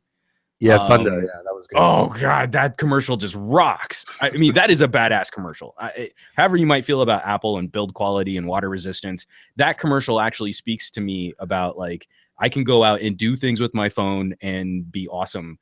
Whether or not it's entirely true, like you would want to take your iPhone out and like thunder and lightning on a bicycle. I don't know that this is what you would want to do, but that spot is just tremendously well done. To then get to their holiday commercial where you should be getting the tear jerking, the feels, the holiday spirit, and this one just seemed kind of goofy. It just seems kind of silly. The one I like is Samsung's current S7 through all S devices ad. It starts off with a boy and his friends is sitting outside. He's playing with the Gear VR, and his friend's like, "What are you looking at?" And he's like, "I'm seeing this, I'm seeing that." And this older gentleman who's most likely from a different country because he speaks with an accent, he's like, "What is that? What is that? Let me see." The kid's like, "Okay," and they're laughing at him because he's really amazed. He's sitting down. He's just, he's going through his own personal wonder. Then the ad moves to the kids now. I can't remember the second segment, but it moved. The third segment is they're on the bike. One kid's biking, the other one's resting on it, is standing on the back of his bike. And then the mom calls and he answers off his Gears too, I think. And they watch and it's in speakerphone. He's like, "Mom, I'm coming back." They're like, "Hi, Mrs. Maven, did you cook?" She's like, "Yes, I did." They're like, "Sweet, we're coming over to your house," or something like that. I was like, yes. Like, that was a really just cool, because each of the kids had a different device. Right. And one had the Gear 360 camera and like that kind of stuff. So it was cool just watching that whole thing play out. Well, and then I thought they did a good job because I agree with you. I thought they did a good job in the community of Samsung devices playing in this community of people. You know what I mean? Yes, it was kind of like the Samsung family meets the family in your neighborhood. And so I thought that was a really well done ad too. I don't know. I mean, so you should check out the new Apple holiday spot at some point, but I don't know. It's either it was a little too silly or they were trying a little too hard for the message. And I'm just not sure what it means for people buying Apple products. Do you know what I mean? Like, you kind of leave going, but what? Even some of the goofier Google commercials from the past, at least, like, had a message about the brand as it fit your lifestyle. I don't know what that means when Frankenstein is singing Christmas carols.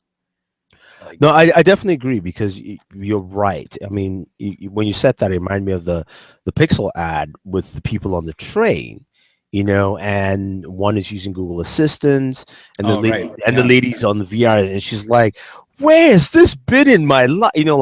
Really exasperating the whole idea of VR. But a lot of people still feel that way with VR anyway, which is true. So it's not like that doesn't feel forced. That feels like, oh yeah, I've seen people who've done that. So I can definitely see that.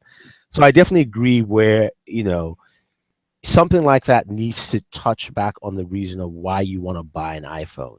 Going back to that Thunder ad where, at the end of the day, you're watching that, and then you finally see him pick up his iPhone, and that last shot where he opens up the garage door. Oh, and, dude, I just want to do push-ups and pick a fight. I mean, exactly. I'm just so amped at the end of that commercial. You're like, yes. Even I watched that, I was like, man, that's a damn good commercial, man. That's a damn good commercial. That is a damn good commercial.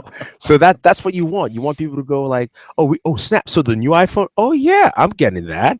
I mean, I'm an outdoorsy person. Yeah, I do that a lot. If you are or not, but it evokes something in you, and it's empowering, and it really speaks to that. Like you're lit up, you're amped. Like that's a cool feeling that ad leaves you with. And for holiday stuff, you're supposed to be a little schmaltzy. So I just don't get why they went to classic horror monsters for Christmas. That should have been Halloween. Well, yeah, I mean, it would have worked great for Halloween these days. Is John Machida? Yeah. I just want to see that once more. He's one of my favorite Transformer voice actors. He was the voice of Blur in the original Transformers animated feature film. Because he talked in a Blur. Because he was so fast. He was fast like a blur. Not like a flash, like a blur.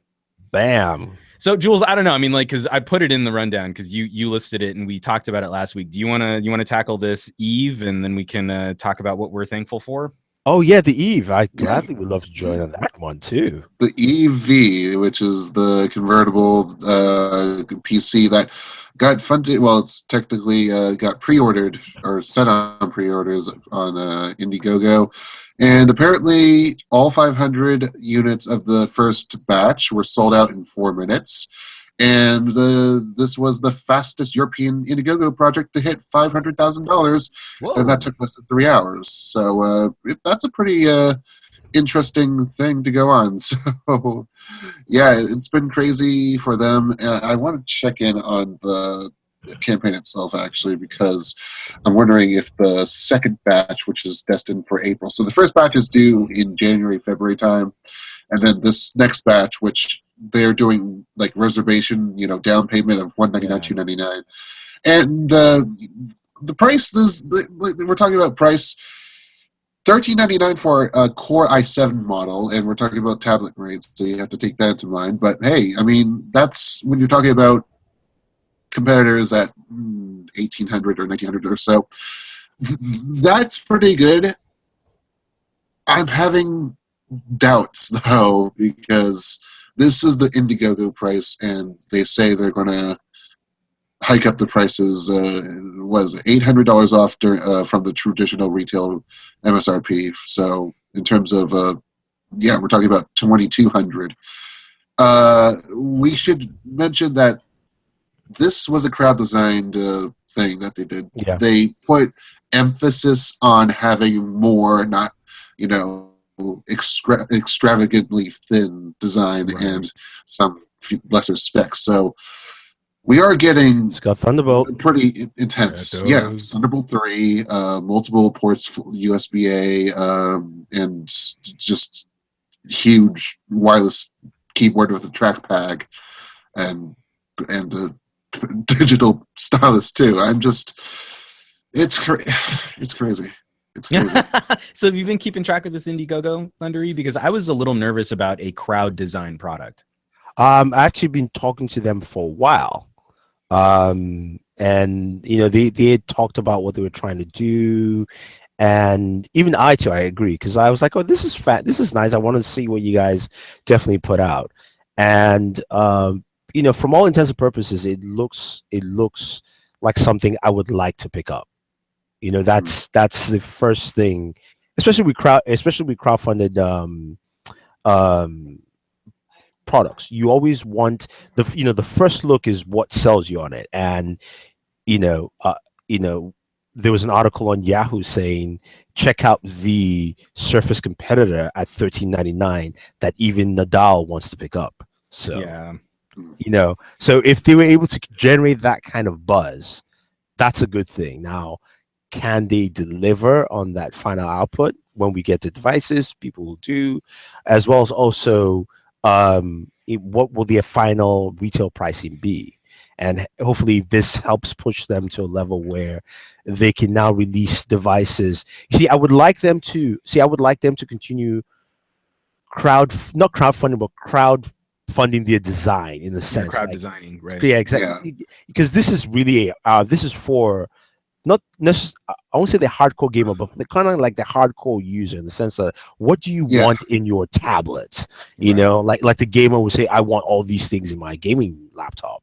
So this is for that user that says, yeah, you know, I like the Surface Pro 4, it's cool, but you know what? I would really love to get this, and this.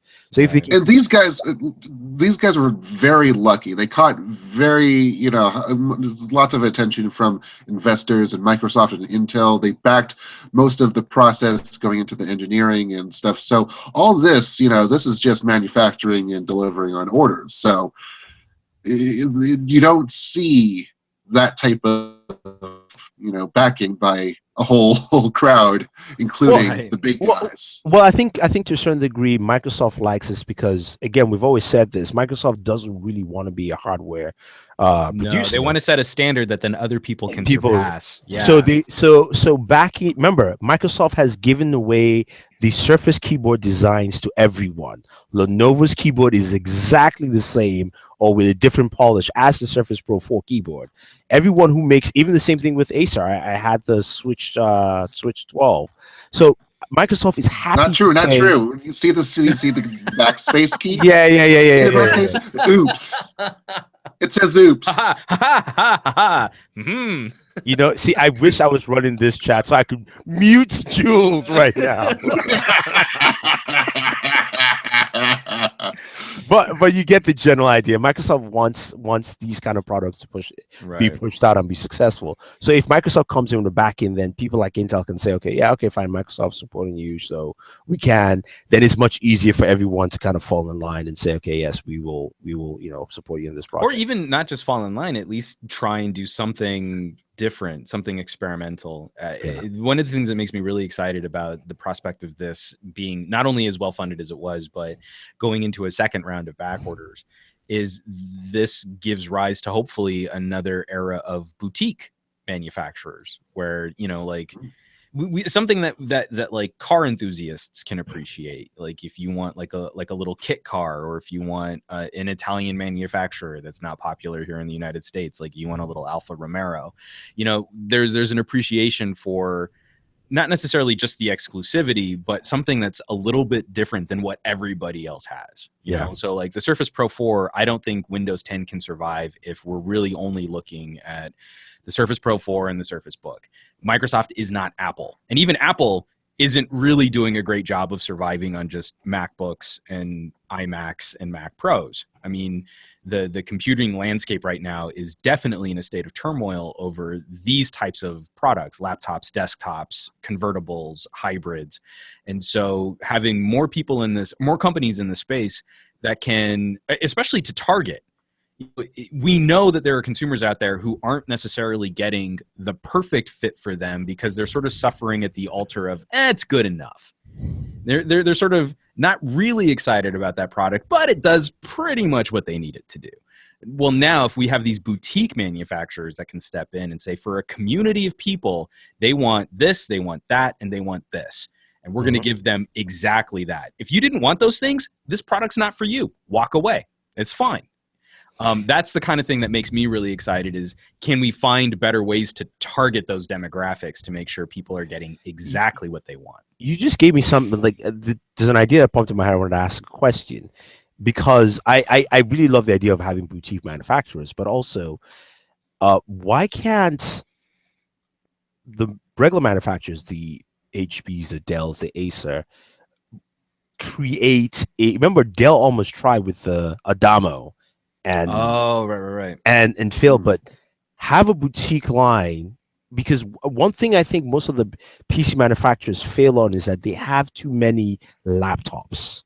There are just so many different types of laptops, and really if Dell tomorrow came out and said, here is our, I don't know why this came to my head, our Avenger line. I don't know why I decided Avenger, but let's call it that.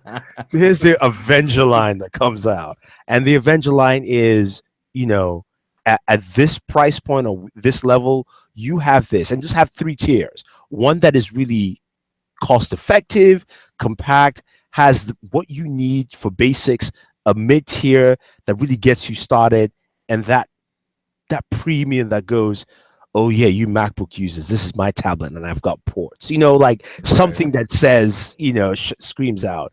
I think that would be an exciting avenue and hopefully change, because the reason I say that is because as you asked that question, I realized this weekend I had 2 friends go, I need to buy a laptop. I'm like, what size? They're like 15 inches. Then I start looking and I'm going, oh my God, wow. Okay. There's a lot of, all right. Like Acer, Dell, Toshiba, and then I go, what brand do you like? Doesn't matter. I'm like, thank you very much for not helping me out here. I think because I want to give some of these companies credit, because I used to do a lot of work with HP. I think there's every notion of we're targeting a specific demographic. That's why we have this SKU. So maybe this is a business laptop, literally because a business will buy like 100 of these things and their IT department supports it. And then that just gets added to the catalog. So what starts out as a way to sort of focus, then over even just one fiscal year balloons and explodes into a number of different parts and options that become somewhat unmanageable. And like you were saying, for your average consumer, you have this wealth of choice, which means you really have a problem of choice. So then it just becomes easier to say like, well, I've got the MacBook Air, or the MacBook Pro. Am I a pro? No. Do I want something light? Yes, MacBook Air it is, and I'm done. And then you can just walk out the door and buy your product. So I've always advocated, like, especially for companies that are a little lower profile, like try and shop Toshiba. I was actually really impressed with some of their budget offerings a couple years back. I haven't played with their brand for a while, so they might be total crap now. I don't know. But I was really impressed with their budget offerings, but like, every product was a nonsensical string of letters and numbers, like 16 digits long. And you're like, I'm not going to recommend to, my aunt that she go out and buy a TR35B-SLK Mark IV. Like, I'm not, that's not a consequence, or is that just it was literally like the confluence of way too many SKUs and literally not having enough names for products anymore. These made up words that are supposed to sound like empowering. I forget what Toshiba was using at the time. Like, I can't even remember. But there was a name, but then you would have a name next to a crazy string of letters and numbers, and you would have to like decipher what part of the string was that reflective of like screen size, or was that a color option, or was it storage? And also a store option. Best Buy, Amazon, and Circuit City had the same laptop with slightly different specs or color options. Or it was such a mess. No, I think you bring a point here, because it reminded me of the gaming headset manufacturer SteelSeries this year. SteelSeries had been making gaming headsets for quite a while. Oh yeah. And this year they introduced their Arctis line, and I said, is this going to take away the other lines? They're like, no, but I got why they tried to do this, because they realized that the market leader now in gaming headsets, I believe, is the market leader is still Turtle Beach. But number 2 aggressively is Astro. And Astro has a very simplified line. Yeah. A50, A40, and then the A40 TR. Actually, just the A50 and A40 when we want to talk about it. That's it. Done. Yeah. And so they came out with Arctis, and they went BMW lettering. Arctis 7, 3, 5, and 3. I'm like, there you go. It's very simple. And I would absolutely love for Dell to do something like that. Yeah. And I agree. I mean, even if Dell wanted to create 3 lines that maybe, yes, one was technically business, one is the main consumer line, and one is a little bit more experimental or play around with. Or even like what HP was experimenting, like just give me a premium line. Yeah. Like even something like that could be a benefit, where I know I'm not getting better tech, but maybe I have like a leather palm rest and like hand stitching on the back of the the monitor casing, and like. I think there's a market if you can give someone an actual reason why they're stepping up the style, that people will buy those products. But it's the same problem that we faced with any kind of technology, especially this year, like smartwatches. Like, it's a fossil. Okay, I'm still not gonna buy it. I saw a lot of those this weekend. The fossils. So actually, I gotta say, I really do like the fossil casing design, and my wife was seriously scoping out one of those fossil cues. So we might still grab one. I don't know. We'll have to play with the finances after Christmas. So maybe we can make that happen. But speaking of changing the topic from things that are maybe dubious in the world of tech, I want to spend just a quick minute doing a little round robin here on the tech that you're most thankful for in 2016. Not necessarily, or actually, you know what? I will go first, just so you guys can tell me why I'm wrong, or maybe do something else. But I'm most thankful for two things in 2016. Number one, Qualcomm making a competitive processor that the 820 didn't run super hot and didn't kill your battery life, and instead it was actually a very capable performer and competed very well, especially that we're seeing competition from MediaTek and from Kirin that we're still seeing improvements. So that's one thing I was very thankful for. And the second thing I was very thankful for this year was the headphone jack on the LG V20. That there is still an option, as we are probably looking at a couple years from now, all phones getting rid of the headphone jack for some kind of USB solution, that LG delivered a baller headphone jack on the V20, and it's probably one of the best sounding phones, portable media players in general, that I've ever listened to. And so those are the two things that for 2016 made me very happy, and that it was exciting to talk about technology when I got to talk about those things. I'll argue that what was the first one? The Qualcomm. It was the Qualcomm 820. After how much of a dog the 810 was. That was a normalization. That was just getting back to normal. I'm just thankful that we got back to normal. After how poor the 810 was, I'll just be happy that we got back to some kind of parity. And then hopefully next year I can be even more thankful about some improvements. What happened to taking risks and losing $9 billion in your real estate plots? Wow. And okay, but tell us how you really feel. Yeah, I think I'll jump in. I'm thankful for three things. I'm going to start off with one, which Juan already stated, and it's not what you think. I'm thankful also for the jack on the LG V20. Amen, brother. I am. Yeah, it's really. I mean, the DAC is good. It's really amazing, because whenever I use the high-end monitors I mentioned, I actually do not turn the DAC on. It sounds fantastic without. But I'm really happy that they delivered at least an audio experience that is second to none. Yeah, literally second to none. I'm also thankful this year for the GTX mobile graphic line. Now, the GTX graphic line on PC is absolutely fantastic, but the fact that the GTX 1060 is almost close to the performance as the desktop version, buying a gaming laptop doesn't feel like you have to go overboard. Now you can get some really well-priced options with good graphics on there, and enjoy VR too on your on your gaming laptop. So right. And that leads me to my last one. I'm thankful for VR this year, even though it didn't have a great pickup in PC, and I'm more on the PC side of VR, but it was good to see Oculus finally launch, Vive finally launch, and also Sony finally launch also its VR offering this year. And how that will play next year, I think is going to be really interesting to boot. And also hearing Oculus talking about having lower price spec PCs now run Oculus. You don't need to have $1,000 PC anymore. You can have a $600 rig, even though I proved that beforehand, by the way. You can this time they mean it. Yes, but you can have a $600 rig, and you can actually do VR. So I think that would just delineate as we go forward. So I'm thankful for those three things in tech this year.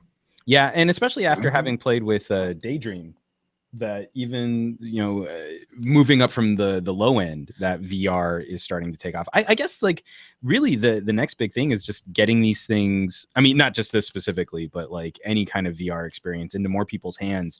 Because I was at Thanksgiving. My wife's aunt, two aunts, and her grandfather, and it was interesting. Sort of, there were 4 generations of people with my daughter, my 1-year-old daughter, at the dinner table. Trying to talk about some of these experiences, and they're so singular. Like I can kind of describe VR, and they all sort of nod, and they can conceptualize it, but no one's going to buy it until they can really try it. That's what I think is the interesting challenge. We have a problem with content. Absolutely, we need more content for these platforms, but even just the idea of it is really easy to understand, but not necessarily. You can't really get a grip on what it really resembles until you try it. Oh, the one thing I wanted to plug in quickly is at Qualcomm, they showcased their standalone VR headset. No phone required or anything like that. But it also had depth perception. Yeah. So there was a floating octopus. As I stepped back, I was going further away. I could duck underneath and look underneath the tentacles. I could stand up and try and tiptoe and look on top of its head. And it was really good. I mean, especially for a standalone headset, and also without any physical controls, I could walk around the whole object itself.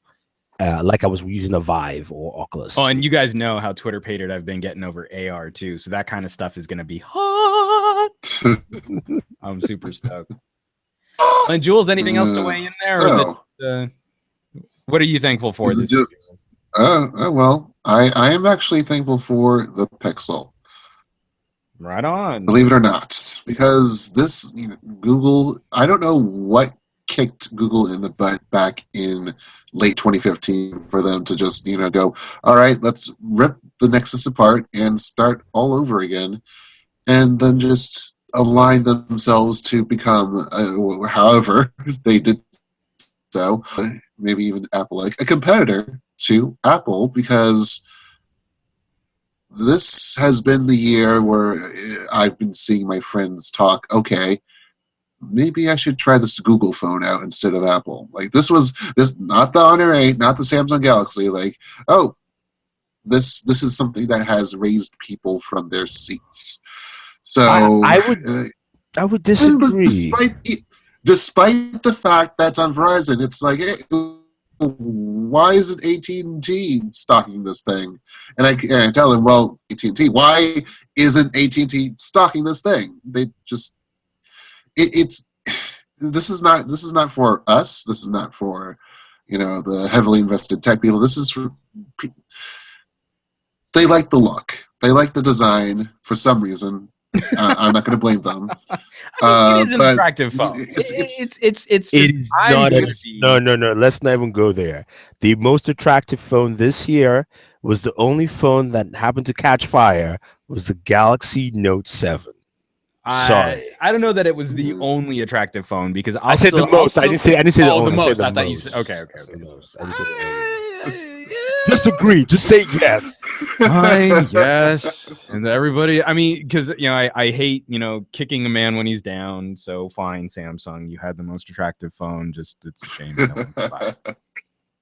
So why don't we jump into some viewer mails? We can wrap this up. Oh, I'm sorry, Jules. Did you have another one? I didn't mean to cut you off there. Oh no, it was that was the it. Pixel. The Pixel was your jam. All right, so I have to pull it up on my phone because I'm getting to the end of this, and I know my audio has been a little wonky this broadcast. Let me pull this up here. Okay, so this is from Evan. From Evan Kopp, and Evan writes, I love your podcast, and I love your emails, Evan, so thank you for writing. And with Christmas coming up, I was wondering what you consider the best all-around smartwatch. P.S. I have a OnePlus 3, if that makes any difference. Let's start with Enobong, because I know how much he loves all smartwatches. Ready, go. Yeah. The one I do like in looks is the Samsung Gear S3, the Frontier edition. Yeah, I do like the Frontier look. Yeah, I like the look. It looks absolutely amazing in terms of like it looks like a watch. So it brings me back to what I like, wristwatches. So I would say definitely look at that. But in all honesty, picking up a band, fitness band to me, the Gear Fit 2 actually does a really good job. So that's something that you can also use because it also has a lot of smart functionalities anyway built into it. Yeah. So what do you think, Jules? Any team that you're playing for on a smartwatch competition there? Very personal for me because it's basically any smartwatch that can hold a cell signal. So that would, by default, this year have to be the Gears 3 Frontier because the carriers are doing that stuff. Now, for you guys, is there any concern over using a OnePlus with a Frontier? No, I think it's fine. The only option you don't have is sorry, you guys reported this. Do you have Samsung Pay ability or no? On I don't all think you can have Android. Samsung Pay unless you have a. Oh, Samsung. Sorry, then unless you have. Well, yeah, that's true. Yeah. That's true. Sorry, I confused myself there. But you have to have. I mean, you have to have a Samsung device in the first place. But then again, once you're logged in. So you have to set it up on a Samsung, and then you can move it to another phone, and then you will have. No, that still wouldn't work, right? No, you can set up the Gear S3 on any device because you can download the Gear app. Yeah. But Samsung Pay, no. Samsung, Google, please license the thing or something. And no, it comes in really handy out here because I can't tell you the number of shops you go to where they've purchased new point of sale systems and then have taped the chip reader shut so that you still just have to swipe your card in. I mean, like if I have to swipe anyway, I might as well just go through a Galaxy S7 and do my Samsung Pay instead of Apple Pay. I mean, instead of Android Pay. Yeah. So for smartwatches, this needs to be it needs to be Android Buy. Android Buy. Isn't that? Oh no, that was Google Wallet. Never mind. Sorry, I was going to be a bad joke that wouldn't have made. Pay is overrated now. So for smartwatches. Really the biggest question I think you would need to answer is, are you looking more at functionality or are you wanting something that's going to be a bit more of a recognizable style? So in that regard, I really do think Fossil and Skagen have the right idea on some of their Android Wear and some of their hybrid watches. Skagen has a Android Wear watch? Not an Android Wear. They've got a hybrid smartwatch. It's a front face with a little dial on it. I got to play with it. And check it out. It's a really cool looking watch. And then the batteries in there will last for I think 3 months. And then you have to get the battery replaced, but they will replace the battery for free for the life of the product. For the life of the watch. Okay. But it's not an Android Wear watch. And that's also one of the things that gets a little tricky is balancing your style versus what features you need. And so I'm a big fan of smartwatches. I love taking notifications off of my phone. I never want to look at my phone unless I'm actively doing something on it, not just checking in on it. And so I leave my phone muted all the time because I'm using some other notification system, be it in my car or on my wrist. And so if that's that kind of functionality is something that appeals to you, I'd still recommend looking at a Pebble. I think it's a great low-cost option. It's a little swatch-watchy. It's not going to be a fashion statement. But daily, especially out and about, bright California daylight, the screen is tremendously easy to read. It gets great battery life still. Mine's actually running a little lean, and I still get 3 to 4 days on a single charge. Those kinds of things appeal very much to me. But if the style is more important, then I would also recommend checking out a reputable watch manufacturer who then is trying to play with some kind of smartwatch option. The last thing that I would say is if you're wanting an Android Wear device, not one of these hybrid watches and not a Pebble, I would definitely check out the new Asus. The ZenWatch looks really clean. I like the lines on the ZenWatch. And I'll still throw some love out to the Huawei watch. I think the Huawei watch is one of the better examples of a circular front-face smartwatch, and I like that one a lot still too. Ooh, all right. So we all have our smartwatch picks. Hopefully you have a more informed decision ahead of you. But we just listed a bunch of options, and you won't know. any better. And We haven't get a answered your timeout. question. Good timeouts. Merry Christmas. So this next question comes from Damon Owens. And Damon writes, "Hey, Jules and Juan, enjoying the podcast while working during Black Friday. Godspeed, good sir. I hope you weren't beaten by too many customers." Yeah. I hope you're done. Yeah, I know, especially like if while we're recording this, hopefully you've been able to wrap your day. My question has to do with the LG and B&O partnership. I was thinking to myself during the last podcast, if LG went with someone like Sennheiser or Audio-Technica, like I'd like it if it were Sennheiser personally. I agree. Do you think that the DAC module for the G5 would still have not come to the United States? Or even with the tuning software on the international V20, do you think it would have been different with a more well-known or a company that doesn't, that I messed that up, that does normally sell stuff stateside? So let's start with you, Thunder E, because, you know, especially you're one of my audio pals here. Do you think that would have made a difference, or do you think that the manufacturing on that still would have been influenced by what carriers were willing to pay for, what LG's profit margins might have resembled, and that they might still have skipped out on the United States for higher quality audio? I think you just answered it there. And I also think LG went with the better audio company. B&O makes fantastic audio. Absolutely amazing. Go try really? that. You take B&O over Sennheiser? Any day of the week and Tuesday. Sennheiser make good headphones, but the audio levels are really low. And also the mids tend to fall flat along the way for me. So with B&O, it's taken a lot of their speaker tech and they put into their headphones, and they've done a really good job. And they specifically tune their mids a little higher. They've said that. Well, and we've joked about this before. We're neither of us fans of that artificial smiley face EQ where they bump the bright super hot and then they like rumble the bass, and then there's nothing in the middle, like where the human voice lives, where guitar distortion lives. Like all of that just gets stomped on because you gotta have that mega bass. Exactly. So, but I think they went in the right partner. But I think you're definitely right, because you know it's what carriers were willing to pay for that, and you know that's something they just weren't willing to shake off. So that's what's going to happen. And with the V20, did it come with what am I even asking? I have the phone. I don't even know what it came with. No, it doesn't come within the box, but it's with the LG promotions. You do get the free B&O Play. But I don't believe that the V20s that went to the United States had the B&O software tuning on. They didn't have the software tuning, which I do not understand, especially because B&O actually did make stores in the US. Yeah.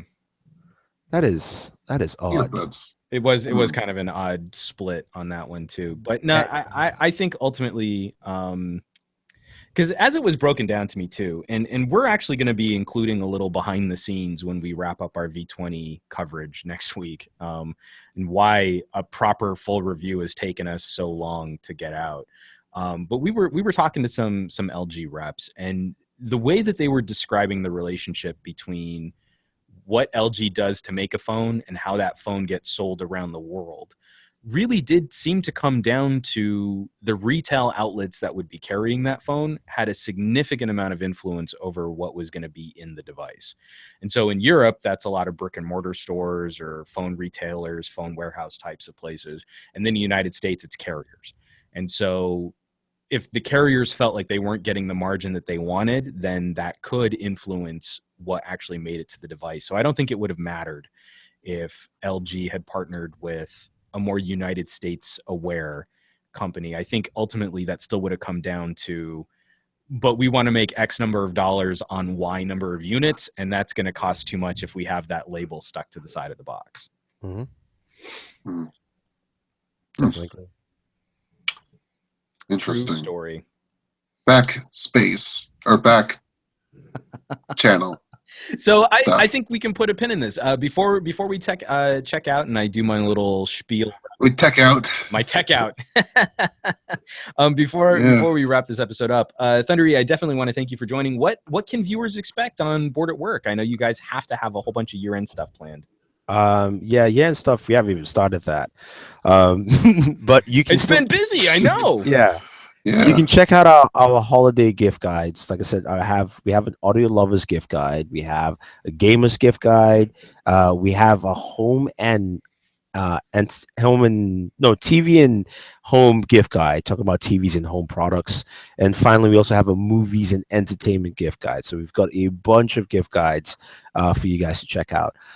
In the coming weeks, at least next week, we'll do some more builds, PC builds, because I think it's a nice time to just showcase what you can build, during the year. Some of the devices that I haven't reviewed, like the Axon 7, the Alcatel, the Lee Pro, those will drop, and then we'll do our year-end wrap-up of best, stuff altogether. You're probably going to have to do that year-end wrap-up at like CES. I know. We were just talking about that at Pocketnow. Is like, we might even just have to break it down. Like, what are Jaime's favorite things of the year, and what are Juan's favorite? I mean, like, the idea of trying to coordinate across the entire site with all of the editors to try and come up with a definitive list, we might not be able to do before we're prepping to head out to Vegas. So exactly, going to be tricky. Yeah. No, so everyone it's definitely really a burnout year for us. Because we don't have any. I mean, we have some specials and we have some deal alerts going on at Pocketnow.com. But if you want that full buyer's guide treatment, I would highly recommend checking out Board at Work. The Board at Work YouTube channel will leave some links down in the video show notes, which I should have done and was terribly negligent in doing before I set up a video, so I apologize. But that will be rectified. So Jules, let's wrap this up, buddy. Yeah, we put some pretty heavy skid marks on this thing. Ooh, I don't know why we want to talk about Jules' skid marks. There you have it, folks. Another episode of the Pocketnow Weekly is come and gone. The show is ending, but the conversation continues on Twitter, where you can find Jules as @PointJules. Enobong is @Board at Work, BOOREDATWORK, and I'm humbly @SomeGadgetGuy. Pocketnow is around the web on Twitter, Instagram, Facebook, Google+, YouTube, and our home site, Pocketnow.com. We're basically everywhere. And shows like this can't exist without your support. Sharing the weekly with your friends who love mobile technology, and by dropping some reviews on iTunes, Stitcher, Google Play, and wherever podcast reviews can be left. Once again, we want to thank this week's sponsor, Video Blocks. Definitely check out that deal if you're interested in improving your video and audio capabilities. It's a phenomenal stock footage site, and we're really excited to be doing work with them. They're helping us keep the lights on here, but ultimately, there wouldn't be a show if it weren't for our listeners and subscribers who have kept us on the air since 2012. The Pocketnow Weekly will be back next week with all kinds of delicious technology goodness. So make sure you tune back in. So our Christmas episode is going to be like this, right? Probably. I don't know. I'm just going to hit stop broadcast now. I'm just going to...